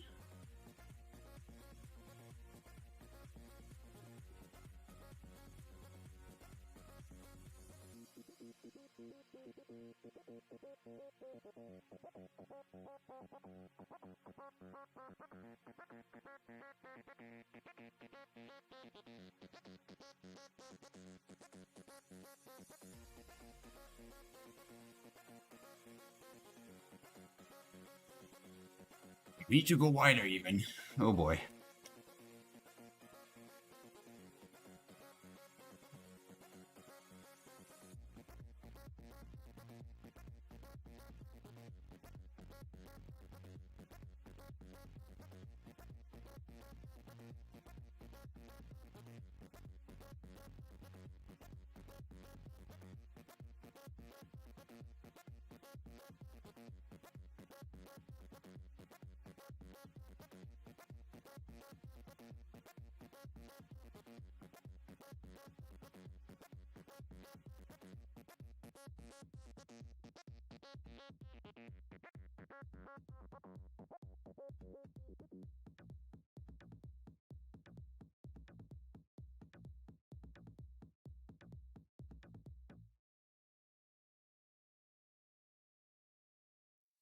Doesn't seem right. I mean, that's how the sketch looks.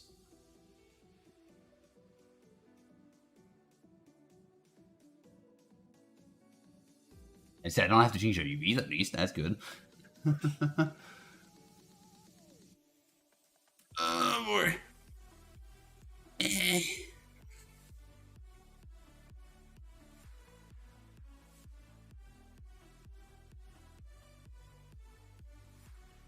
Nasty. Some nasty. So now everything here is a single material. Which is awesome. Like, you notice, if I remove the material, everything becomes white. I can do the same here. I can, wait, mash, 3, 2, 1. Oh, I went too far.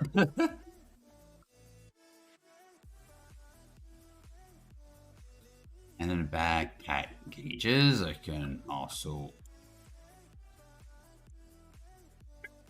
There you go. And the sponsor spot, actually we don't have a material for that yet. Like, you're actually missing 2 materials here. We're missing the visor and we're missing the sponsor spot. So for the visor, I'm actually gonna go here and add another rectangle at the end.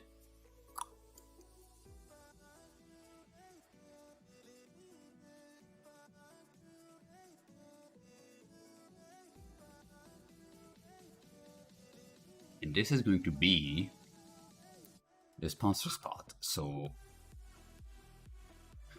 what color do we want the sponsor spot to be? Actually, alright, no.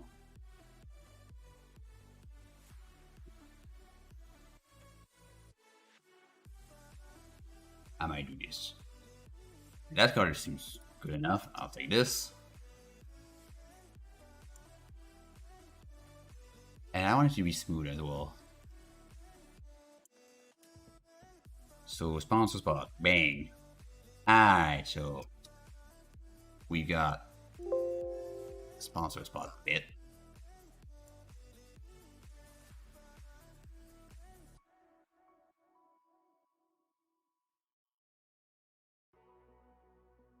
Like this. So much.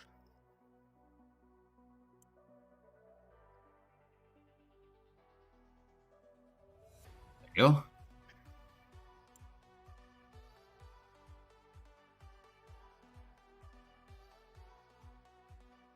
That'll give me the sponsor spot.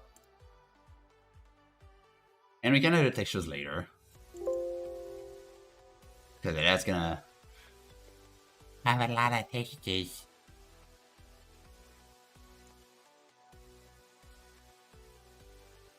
Here we go, let's do the smoothness.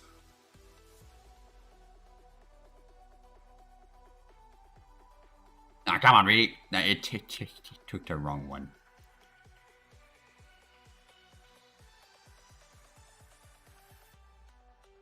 This goes outside. Thank you. Now let's take these and go in the metallic layer. Put this inside the 5 colors. In both of these, it is non-metallic.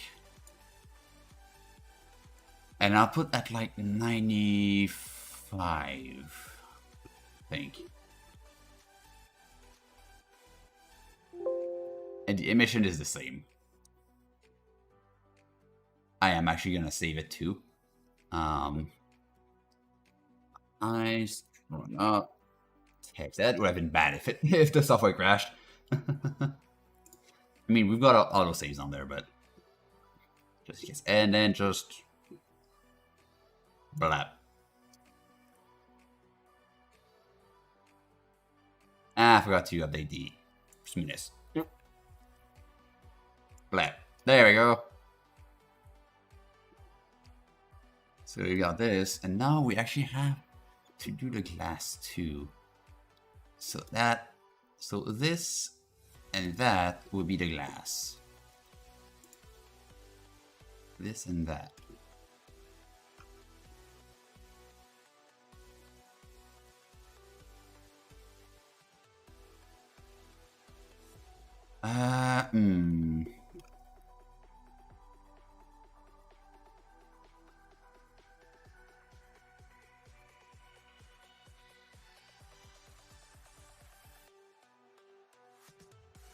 This and that.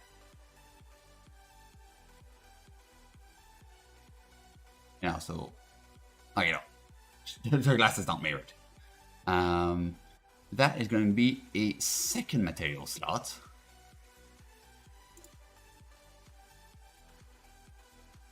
I'm gonna name ice, not ice, ice. Glass. Yes, this is in fact ice. And this is going to be transmission. Intro's off. Node. Bang. Bang. Bang. And yeah, I want to assign the glass to this. And now I can just take the transmission and boost it to 1. There you go. And just so we have a bit of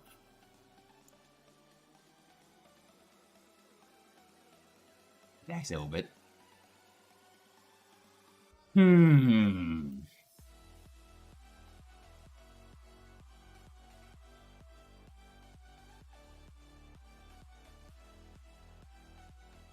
What's the difference?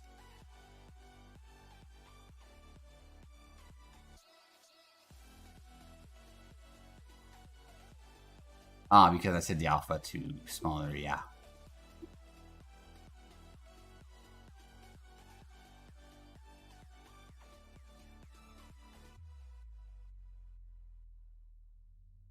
And which one did I set to?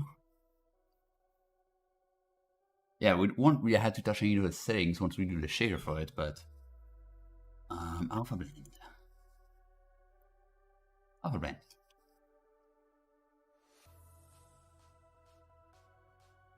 There you go. Okay, I see we're missing inside too.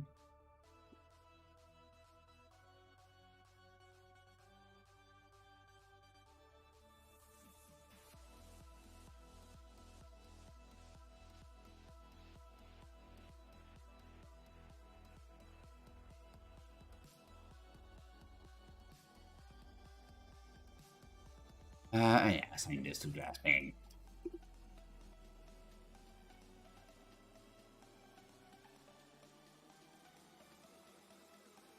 Okay, maybe not that part though.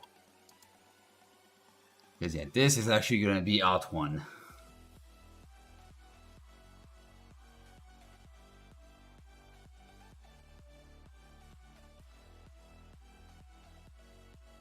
Lit.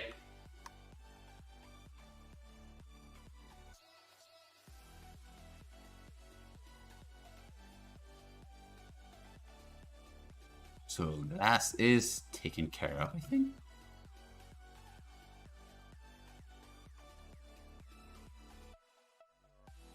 Oh boy, oh boy, wrong material. I want this one. It still looks different, I think.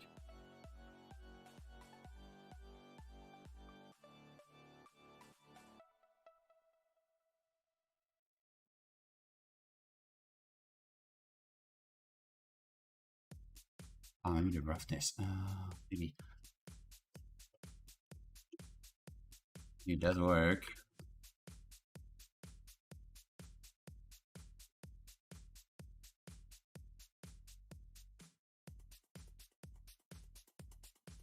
Although for some reason this is not statistic class. What?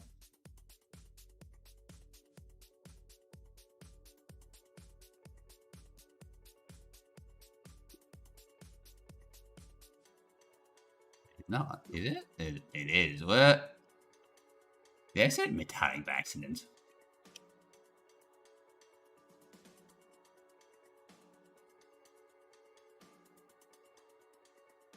Eh? Oh, I forgot to set those. Ah, that explains it. Um,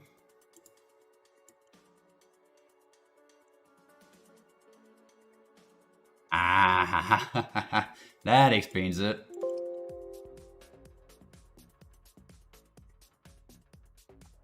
Ah, there we go.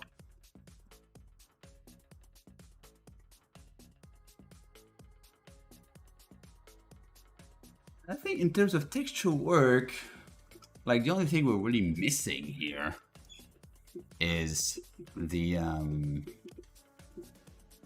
sponsors on the backpack. But I think now we're actually quite ready to start rigging the character. I think it's gonna be a good step to do now. I'm just gonna take a sip of my iced tea as usual.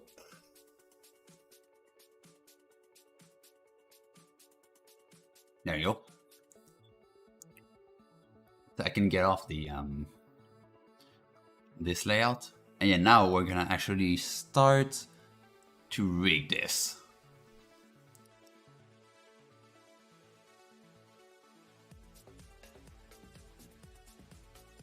So for the rig,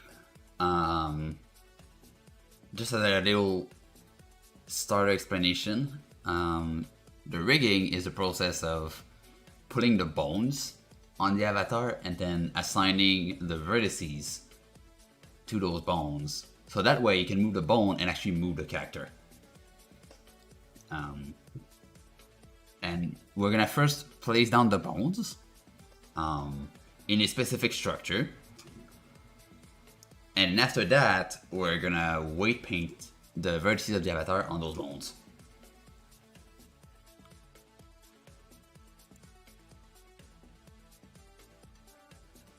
So to create the first part of the armature, I'm going to do Shift A and armature. And right now I created it over there because my 3D cursor is there. So I will be first off, Control Z, I guess. Setting my 3D cursor to 0. Absolutely everywhere. And also, just in case you actually do this by accident, what you can do to reset everything is Alt GRS. That way, it's gonna reset the position to 0, the rotation to 0, and then the scale to 1.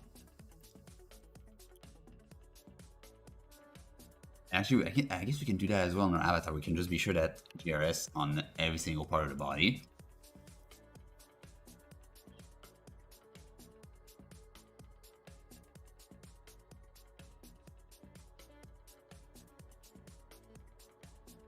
And yeah, it's perfect. But in case it is not perfect, and you see like your avatar just do like something like that, what you can do is instead of doing Alt-GRS, you can do Control A and then apply all. Or you can go to Object, Apply, All Transforms. So that way it's gonna, like for example, I'm just gonna, as an example, I'm gonna do this. So now, like for example, if the object is like that, I can move it back.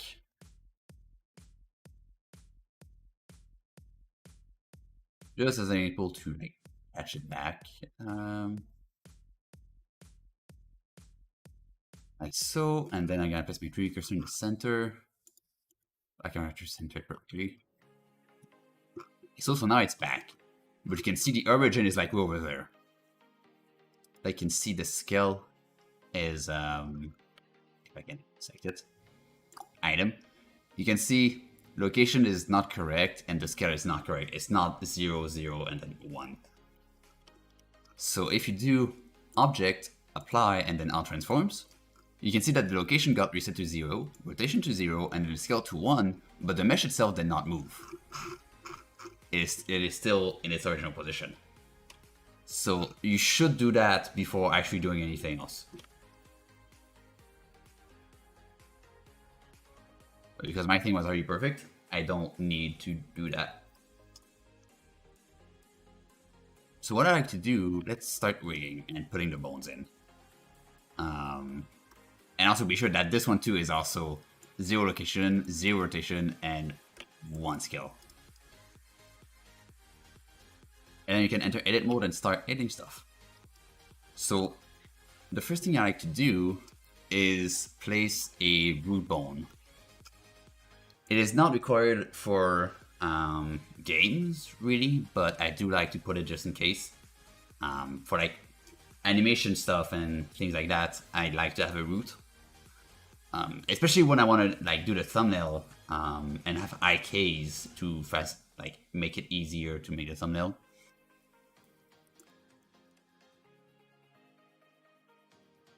So now, yeah, it's over here. Over here, yeah. So I'm gonna name this bone root. He is root. I'm gonna shift D to duplicate it and place it on the hips. So one important thing with Somnium especially is that you absolutely need to have a humanoid structure. If you don't have it, your avatar won't work. But you can still make stuff that doesn't use all the humanoid bones. So I'm gonna place the hips there. And to create new bones, I can just E as usual. Just like with vertices. So you need a hips, spine, chest is optional, but I like to put it, neck, and then the head.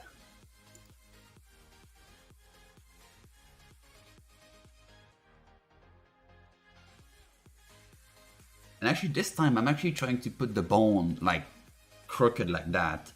Because in some games, and especially for body tracking, in stuff like Somnium or Neos, the neck can bend. Like usually I'm used to having a neck bone like this, like straight, but that causes issues with neck bending. So I'm curious to see what's gonna happen if I use this.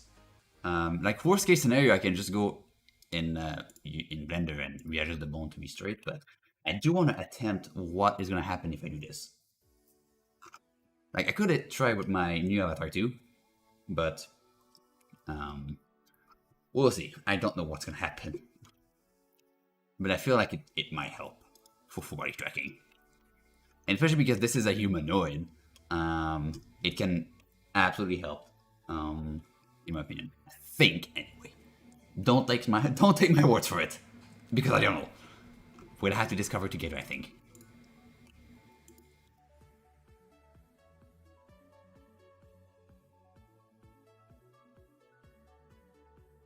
It's gonna be the head bone.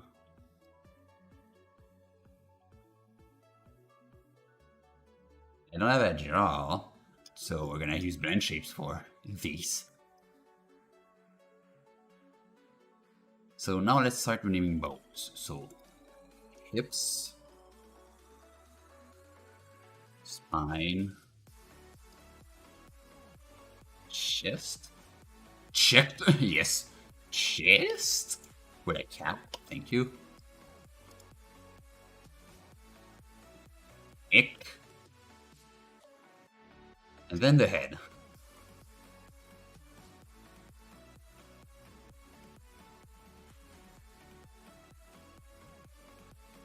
So now the center bones are done. Let's actually do arms and legs. So I guess I can start with the legs because those are a bit easier. One button I'm going to click, I'm using 2.83, And at the top right of the viewport, I've got that little mirror icon with X. I'm gonna click it, then select hips. I just want to make sure I've already done my parent later. I'm gonna duplicate it, and you'll notice that nothing happened.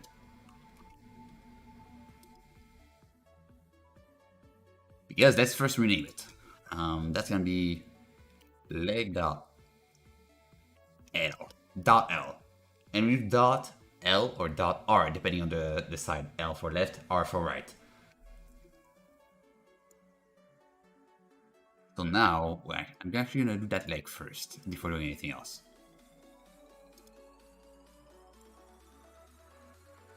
So the leg is gonna bend.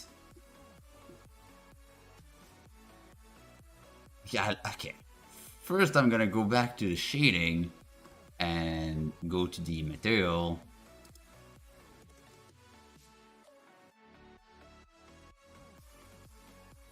This, and then click on this. There you go.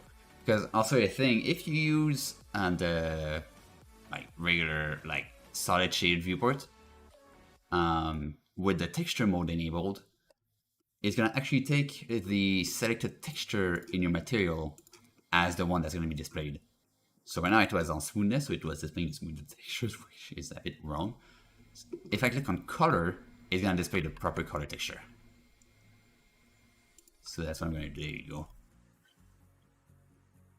Now I can go back to geometry. So this is like dot L. I want to see the bending location somewhere here.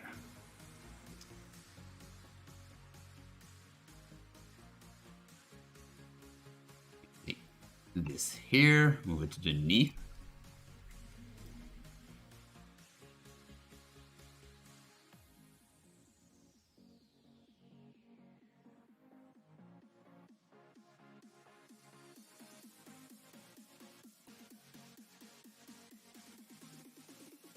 Like this. And you want to be sure that the bending point is pointing forward. Like, be sure it is not crooked at all.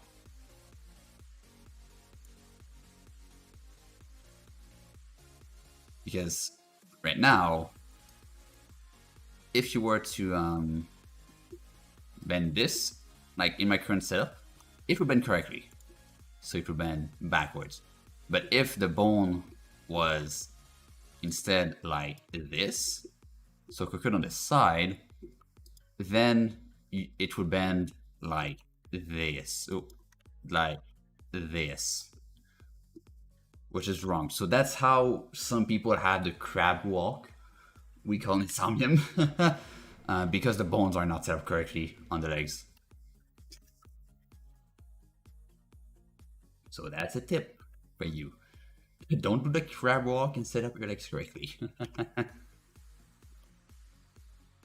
And now for the heel, I'm gonna do this. And then we have a toe.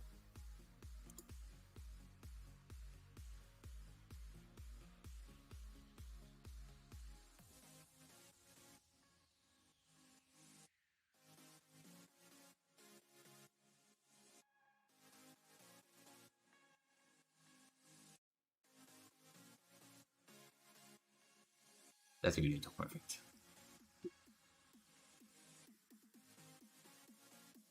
You got the heel and then the toe. That's good. Alright, next. Let's rename stuff. So that's gonna be the foot.l.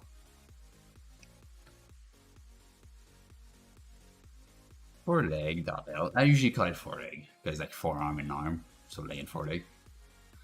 And then this is already renamed. And now you want to be sure it is parented correctly. Because right now you know this, if I move the hips, those bones are not going to move. But if I move the hips, I want those bones to move. And even then, if I move the root, nothing moves. So you want to be sure everything is parented correctly. So what you do is open up the bone settings, relations, and then in parent, you want to be sure it is parented to the correct bone. And for example, the leg, I want to parent it to the hips. And the hips, I want to parent the root. Now if I move the leg, nothing changed. But if I move the hips, you notice the leg moves too. And if I move the root, everything moves. So you want to be sure everything is parented correctly. And we only got just 45 minutes left. Yeah. Okay, now that's fine. I'll duplicate the chest bone. Chest bone? No, I'm gonna duplicate the neck bone actually. Because if I duplicate the bone that's connected to the bone I want it to... like, when I want to create a new bone from a bone already existing, I'll be sure to select the bone that is connected to that bone that I want my new bone to be connected to. So for example, if I want to create the arm, I want it to be connected to the chest. So what I can do is take the neck, which is connected to the chest, duplicate that bone, and that new bone is going to be connected to the chest already. Complicated to explain. Hopefully it's not like too confusing what I said, but here's my trick. So now for the arms, we want a shoulder bone. Then we want the arm, forearm, and wrist.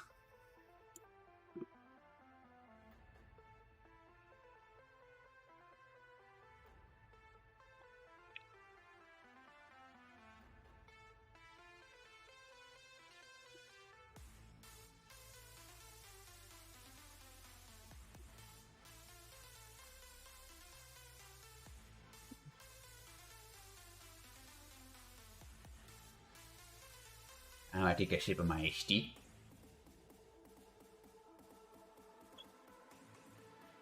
And I guess I can rename the bones now. So wrist.l,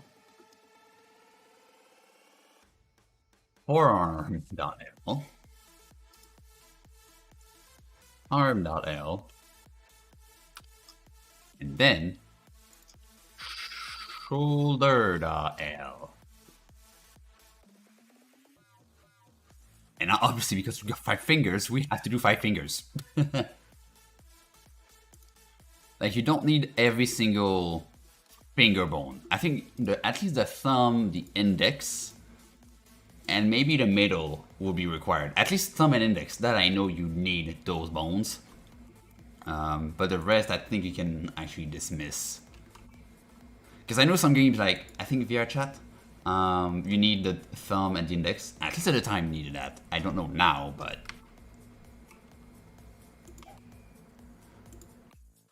yeah, just in case, just be sure to have at least a thumb and an index bone. You don't have to map them.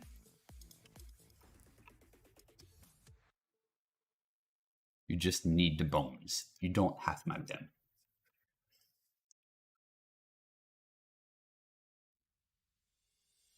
Now I got these. I can dupe them. Move them.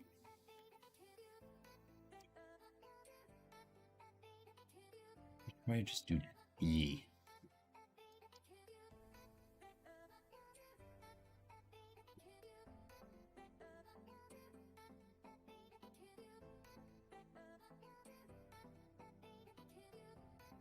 There we go. Dupe it again.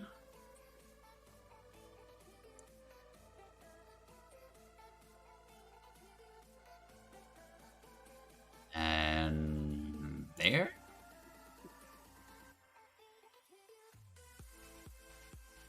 Back. And this one back too. Just for this finger. Yep. Do the same for this one.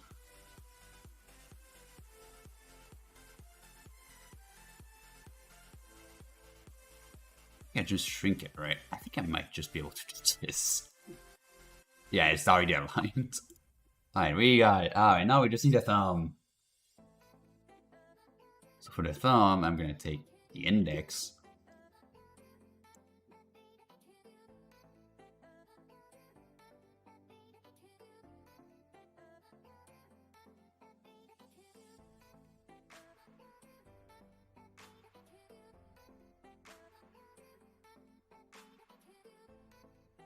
Oop, yeah, nope, nope. No, it's this. There you go. Nope. Where's the top? Okay, this is the top. Alright.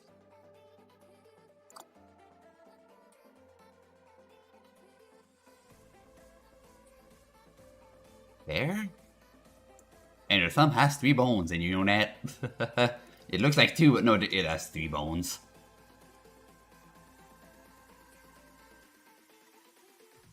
Did you know that?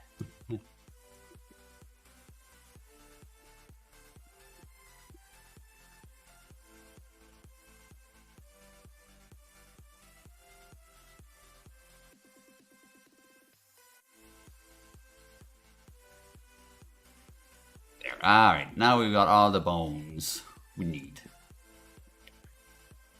And now we just have to be sure they're parented correctly. Right now they're parenting the forearm, which is wrong, so we're gonna all parent them to the hand. And shortcut, actually, I'm not gonna click on all of them and go here to parent. I'm actually gonna go here, say all of them, then the hand, and then Control P, keep offset. There you go, they're all parented to the hand now. Very quick shortcut. That saves a lot of time.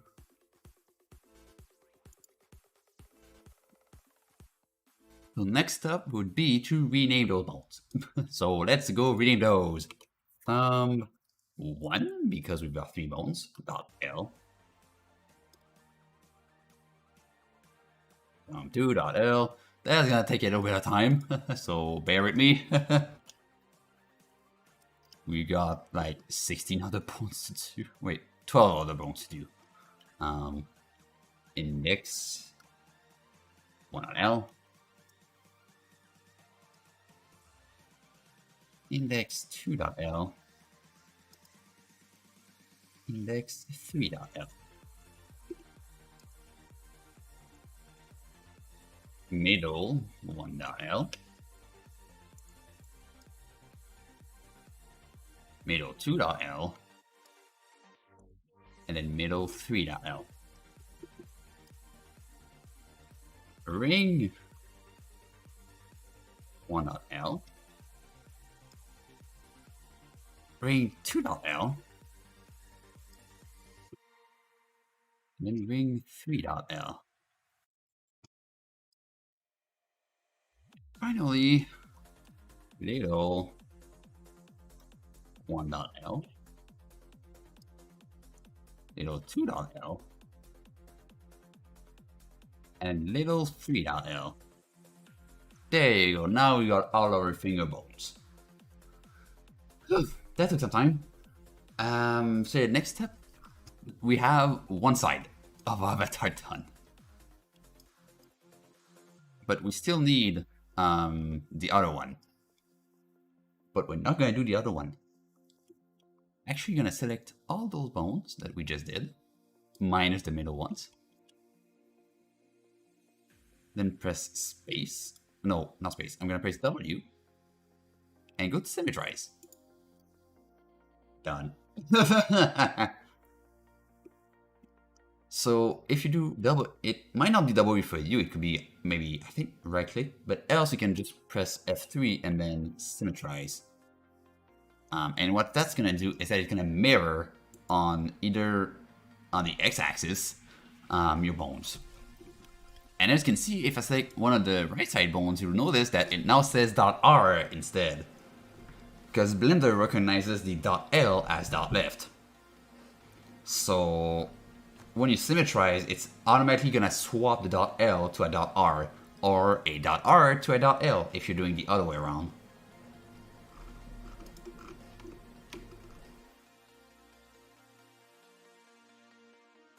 Say now our bone structure is done. I think anyway, it's done. Yeah, I think next step would be to weight paint everything. Oh boy, weight paint. My worst nightmare. But we have to do it. So to start, I'm gonna save first. No, not save and close, save. Thank you. Yeah, I'm gonna move the armature first in here.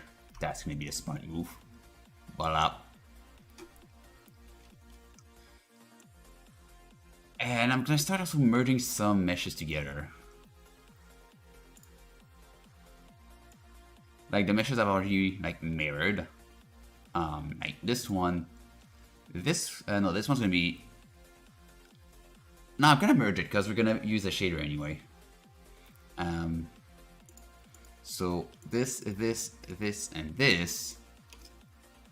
Control J. To actually merge all of those together. Body unmirrored.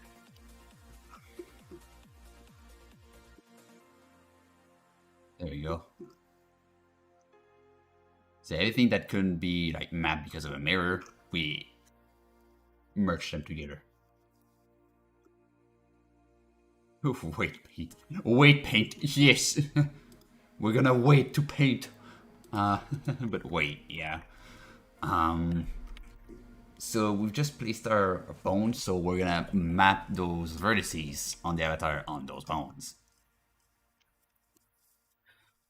I guess, yeah, first off, we're gonna have to put the whole mesh under the armature. So I'm gonna take our body, then drag, and then drop with control. Okay, no. Actually, that's how we did it in the past, before 2.8. But here we have to actually, I'm gonna control select first the body and then the armature. And then control P. And I'm gonna select, I guess I can try automatic weights. I'm pretty sure that's gonna fail and do something very, very, very off. But we can still try. Automatic weights. Bone air, find solution for more the bones.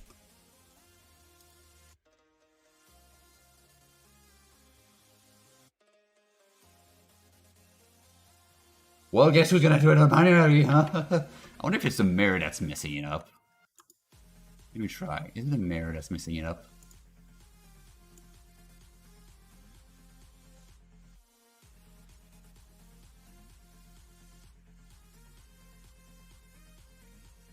Okay, the mirror messed it up. Now it worked fine. So be sure to also apply the mirror before trying. Even though the mirror can help in some cases. Sometimes with the mirror it works, but sometimes with the mirror it doesn't. So yeah, you'll have to experiment. Ah, yes. I love when my toe is not following. Okay. So my first step is actually to check if anything is wrong. Okay, so this is definitely wrong.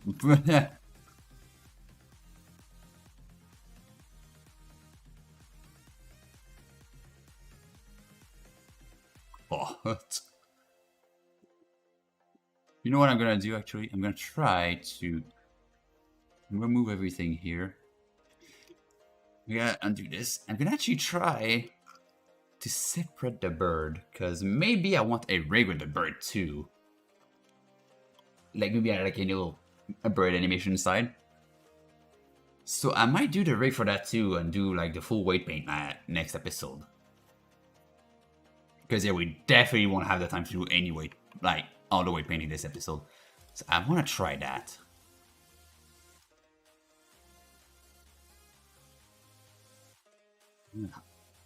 Just get...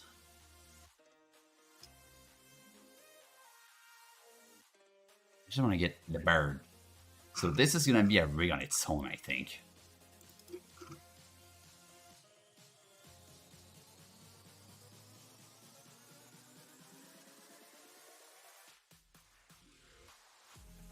Like so.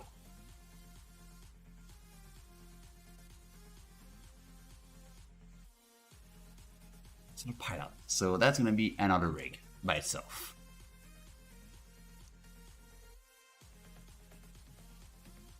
And And now I want to try actually to remove the root bone. And anyway, that's another reason why you sometimes don't want the root bone, because it can mess up the auto weight paint.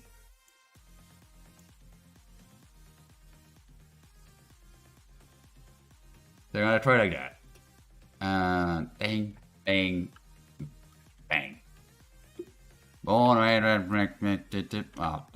come on, really? Okay, this is definitely wrong. It just... I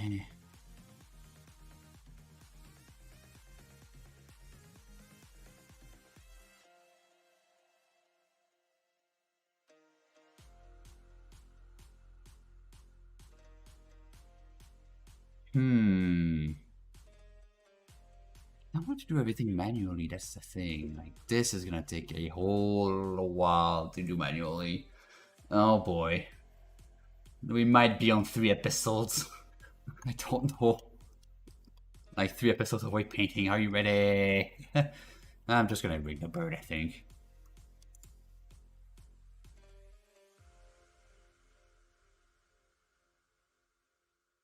I think I'm just gonna rig the bird. Bird. Le bird. Le bird.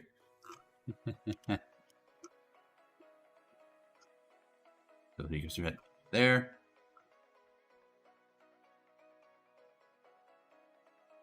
I'm gonna create a new armature. Good night, please. Pause. Thank you. Can I too? Armature.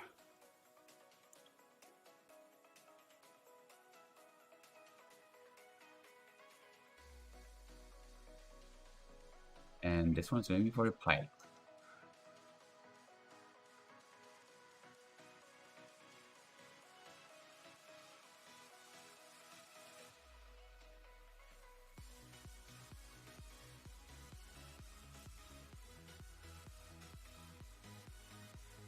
So I want a bone there, for sure.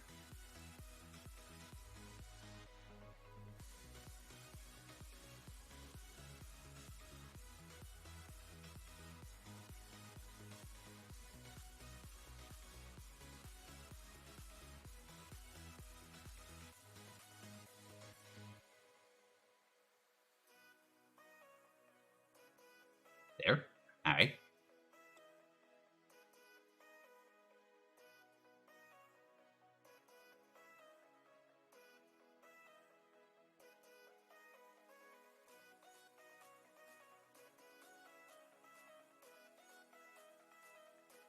There you go. Boop.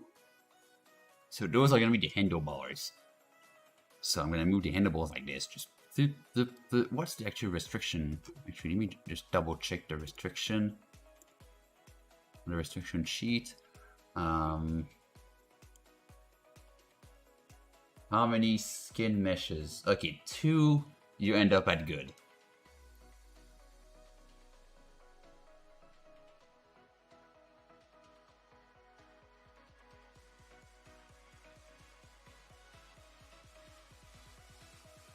That's so cute, yeah. It's a cute bird. Just controlling an epic astronaut.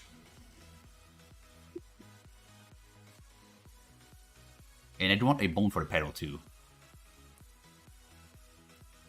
So I'm gonna dupe those 2 bones. Like, this is like the simplest one to actually white paint, I think.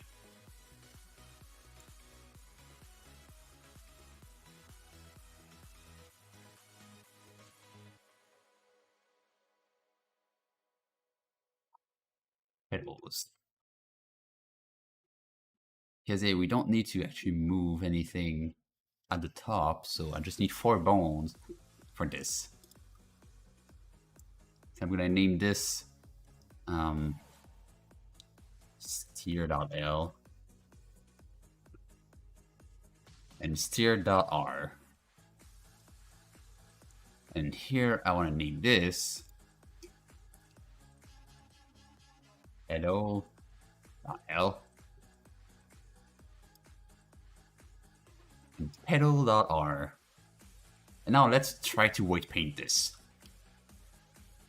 hope it works. And just to display a bit better, I'm gonna go here and viewport display. No, I'm gonna go to armature first. Yeah, viewport display in front and sticks. There you go. That's gonna be, I think, the better like display in Blender for this specific armature. At least we can see everything correctly, and it's also in front, so we can see how we're bending it.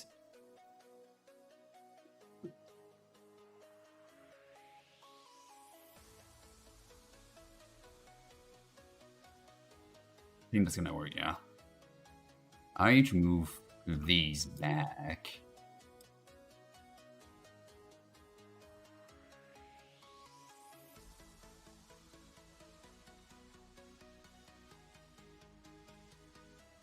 That's too far back. Yeah, a little bit back. There you go.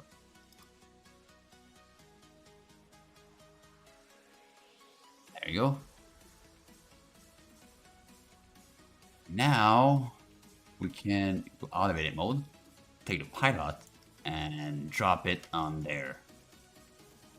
I mean, we can just take both of them and then automatic. Wait, no, I'm not gonna try automatic. I think I'm gonna wait manually, just to show how it works. So just armature deform with empty groups. So that way we're gonna create the armature modifier, as you can see here, and it's also gonna create the groups. Because how Blender works in terms of the armature is that it creates vertex groups, which have their weights, and vertex groups with the same names as the bones would be affected by that specific bone. So for example, if I were to weight paint like something random here on steer dot, is it still, which one do I do? Steer dot R. So if I do steer dot R, this one should move this maybe. Okay, did I? No. Let me just restart and select the bone. There you go. Because it was steer. So I'm gonna do this one. And now this bone is gonna move this. But if I were to rename this steer.r, you'll notice that this bone doesn't do anything, but it is now mapped to this one because this bone has the steer.r name. Pro tip.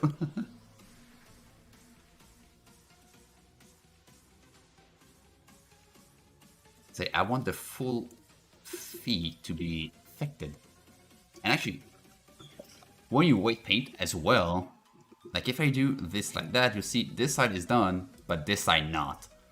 So what I like to do is actually enable in the tools, inside symmetry, mirror vertex groups. If I switch it, mirror vertex groups. Which now, if I do one side, it was supposed to do the other. Mirror X? What mirror?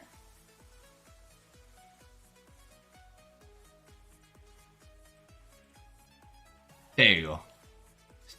So mirror vertex group, is that that's just, yeah, mirror vertex group on X. And now you see, if I do this bone, it's gonna do the other side too, the exact same way. And they're both separate. So that's an option I really love to actually use because it makes the job so much easier.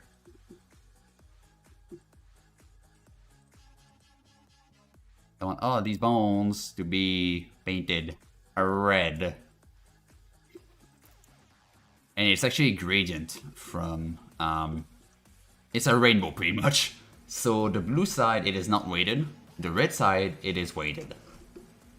And anything in between the rainbow spectrum is going to be like half weighted. Or like, the more red it is, the more weighted it is. The more blue it is, the less weighted it is.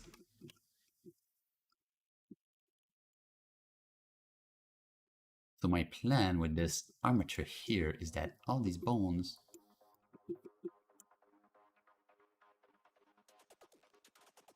will be weighted.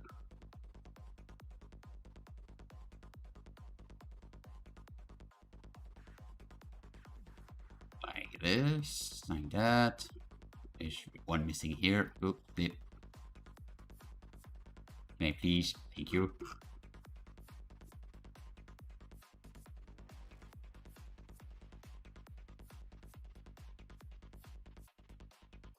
I'm missing just this down here. Just a little two.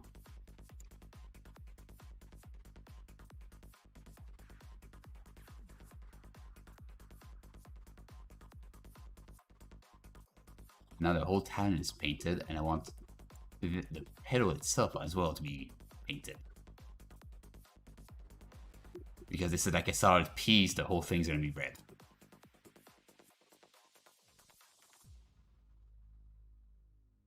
Even inside.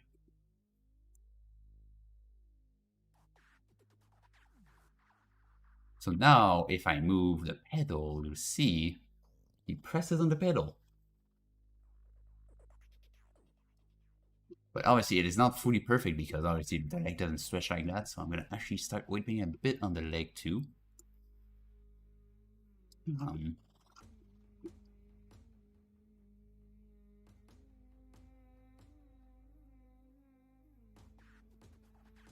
It's not gonna look the best, but it's gonna look convincing enough, I should say.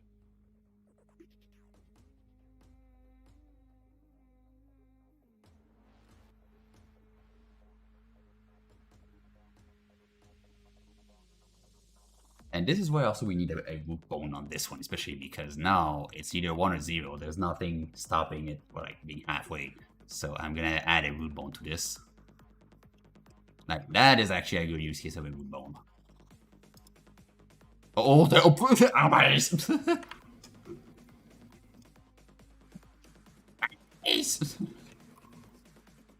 What have I done?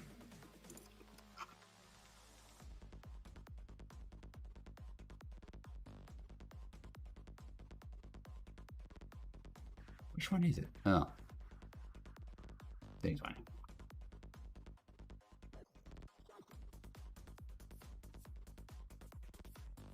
That's gonna be the root bone.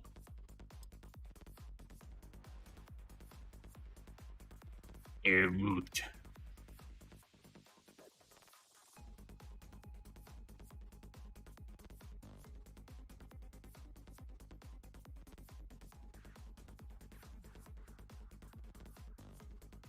There you go. So now on the root, I'm gonna first add a vertex group. And why did we need to root? Yeah, we need the wrong bone to root. We named the wrong bone to root. Great! I always do mistakes like this. Root. Here we go. So now I can go here, add a vertex group for the root bone. There we go.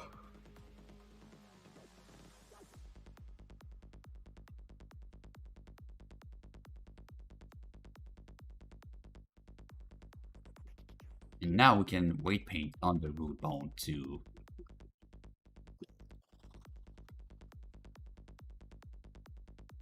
And do halfway on this too.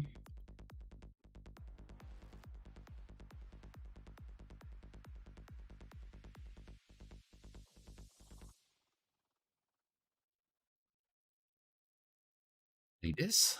And now if I do a pedal, it should be half-half.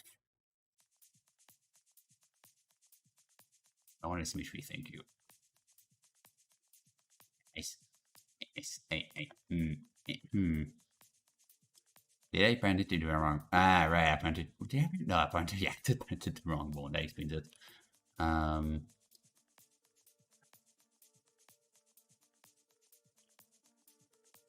There you go.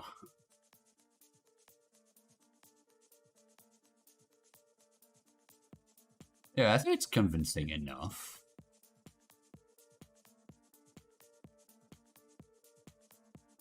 It weighted a bit less though.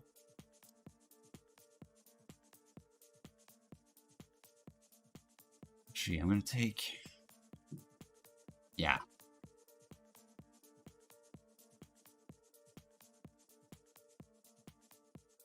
Root bone and just paint everything red. So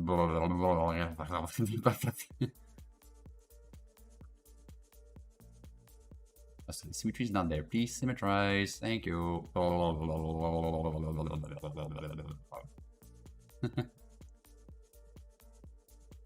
Down to the leg as well, I guess. Which is gonna reduce the effect as well, which is good in my case.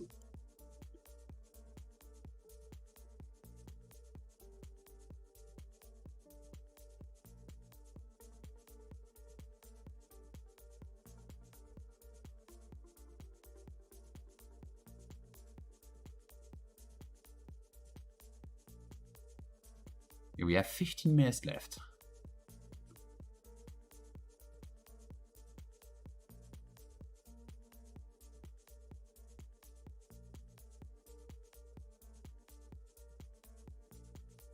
There now the whole thing is weighted. Perfect.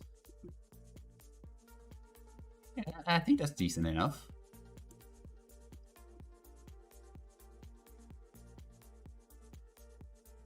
You just press the pedal. And it works for the other one too. There you go. And that is how I would do some pedals. I mean, on a like fake rig. It's so fake. Now let's do this. So that handle, and I guess that handle is doing good. Alright. Oops. And there. Where is it? There. And then there. Please, there you go. So the handles can move.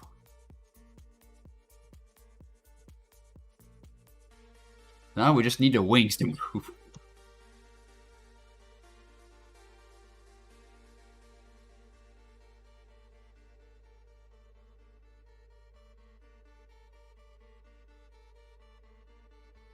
Now I'm gonna remove this option.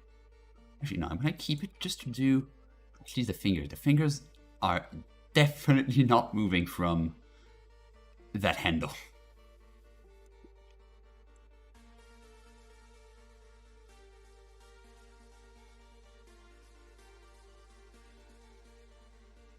Like, definitely not.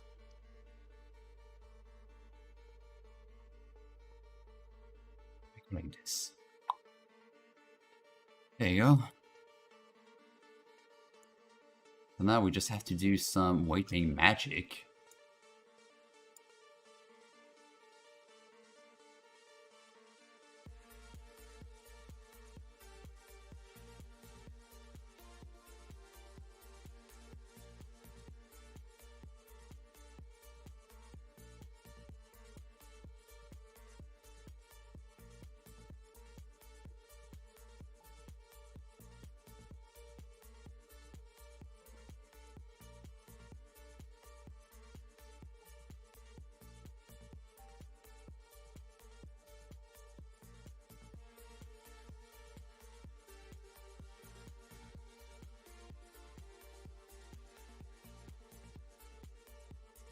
Might not move it like a lot.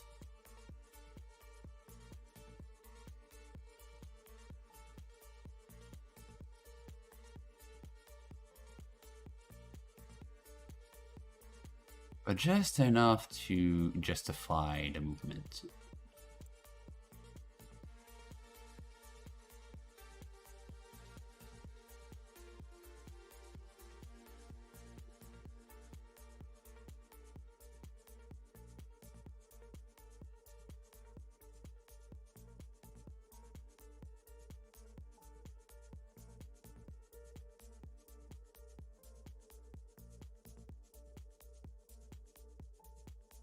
Need to move it more. Yeah, more.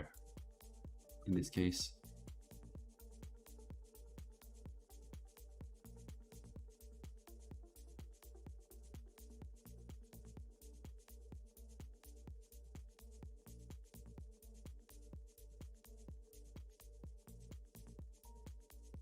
It definitely looks strong, so I'm gonna try to blur it out. I'm gonna try the blur tool.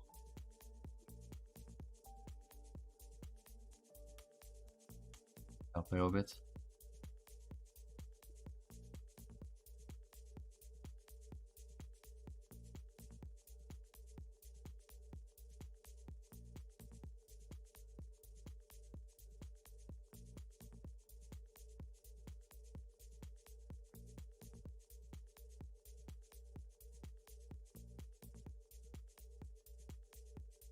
There you go.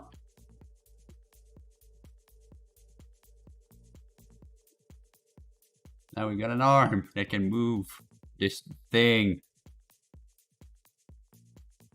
There you go. It's it's like in the game arms just yes, I'm gonna use my arm. So obviously this animation is gonna be like very subtle, but at least enough to get the point.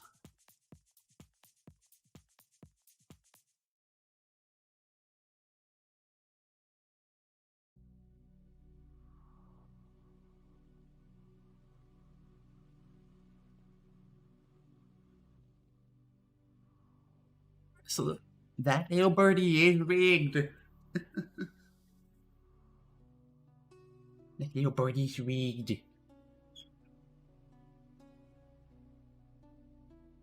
Can move and control. So what's the plan is that this little tiny little rig is not gonna be set as a humanoid. It's actually gonna be set as the whole thing is gonna be set as a parent. To the what other thing? Because what we can do, like for example, my glasses on my own avatar,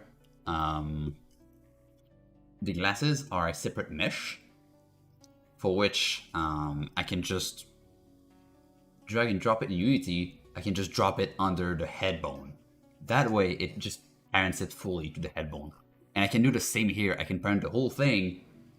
So that little mesh with the little armature, I can parent the whole thing onto the head bone of the rest of the avatar.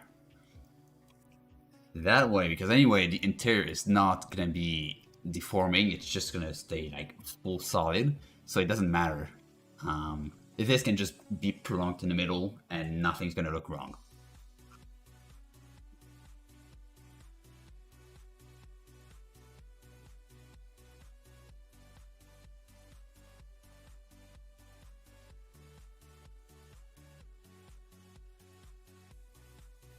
Just display front, yeah. And as wireframe 2. Object, viewport display, display as wire.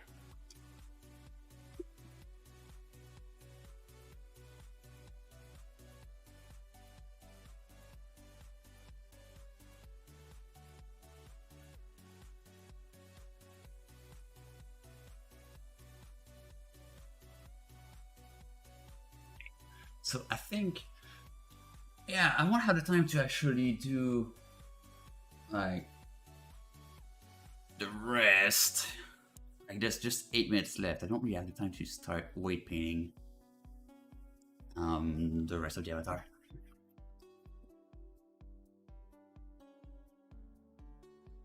But at least we have something.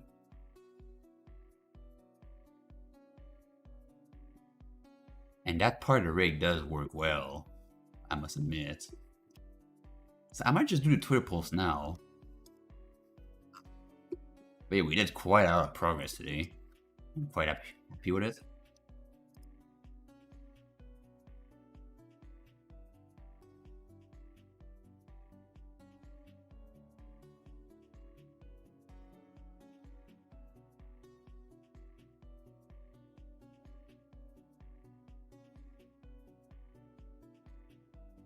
There you go. And I can just kind of eraser. Nah. Alright.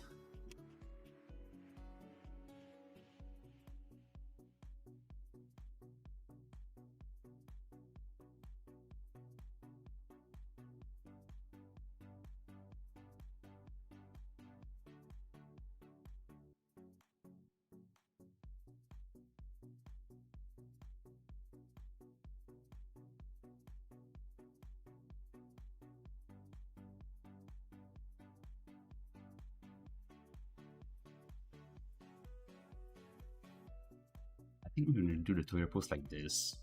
Sounds good.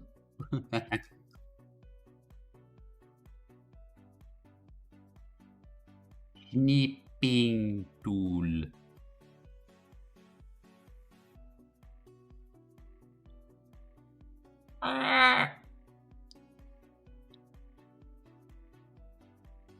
Blip blip. Alright, now I'm gonna open up my photo software, so just bear with me. So Affinity Photo, which is the equivalent of Photoshop, but perpetual because screw you, Adobe.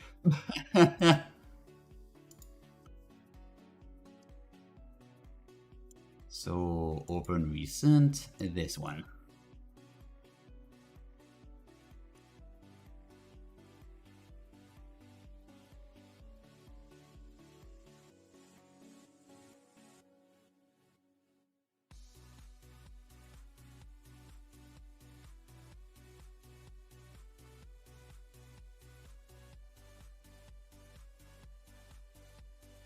But that should be a good Twitter post.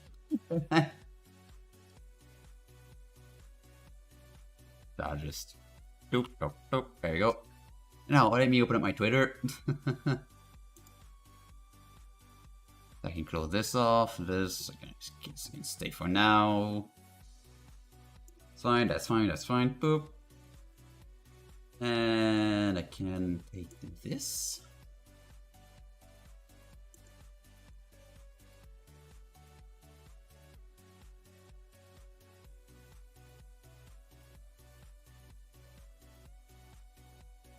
And now let's tweet with this image. So yeah, Pt.7. Just because I don't have the time to do anything else, so I do the tweet immediately. So Avatar Sundays Season 3 is over. So what did we achieve today? We achieved we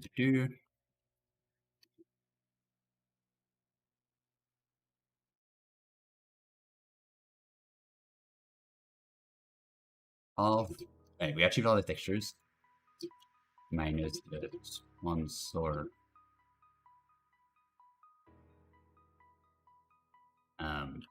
delete on the backpack. And started on the weight painting nightmare. Even the burb is needed. Animated. Oh, oh boy. Animated.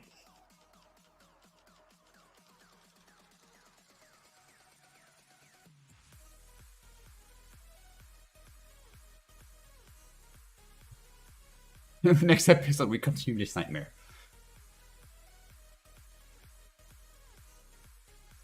Yeah, next Sunday at 19 CT. And tag Somnium space. There we go.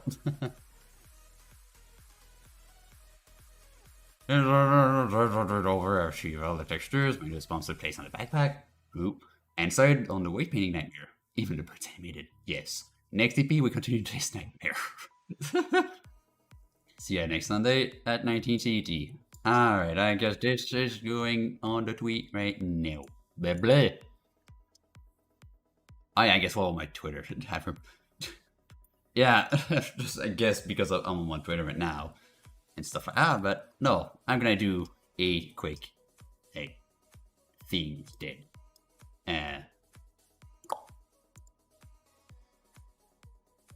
Because you know, I'm still waiting to see if someone's gonna buy my season 2 Avatar. It is still on sale. It has gestures, it has animation, it has custom shaders, it has dynamic bones, it has loads of things, and it really looks cool. If you want to see how I made it, be sure to go watch season 2 of Avatar Sundays. And yeah, I did want to mention this before going. And I do love it. If you want a part of the Somnium drink brand, get this Avatar. Actually, my Somnium drink logo on this. I just realized my Somnium drink sponsor is not even. I know it's there. It's just very invisible. Yeah. Anyway, yeah, you can get yourself a Somnium drink like my Somnium drink there. Somnium drink. If you buy Tommy, of course. And that would also support me in my work. Anyway, hopefully you all enjoyed today's episode, and I will see you next Sunday, same place, same time. Bye bye.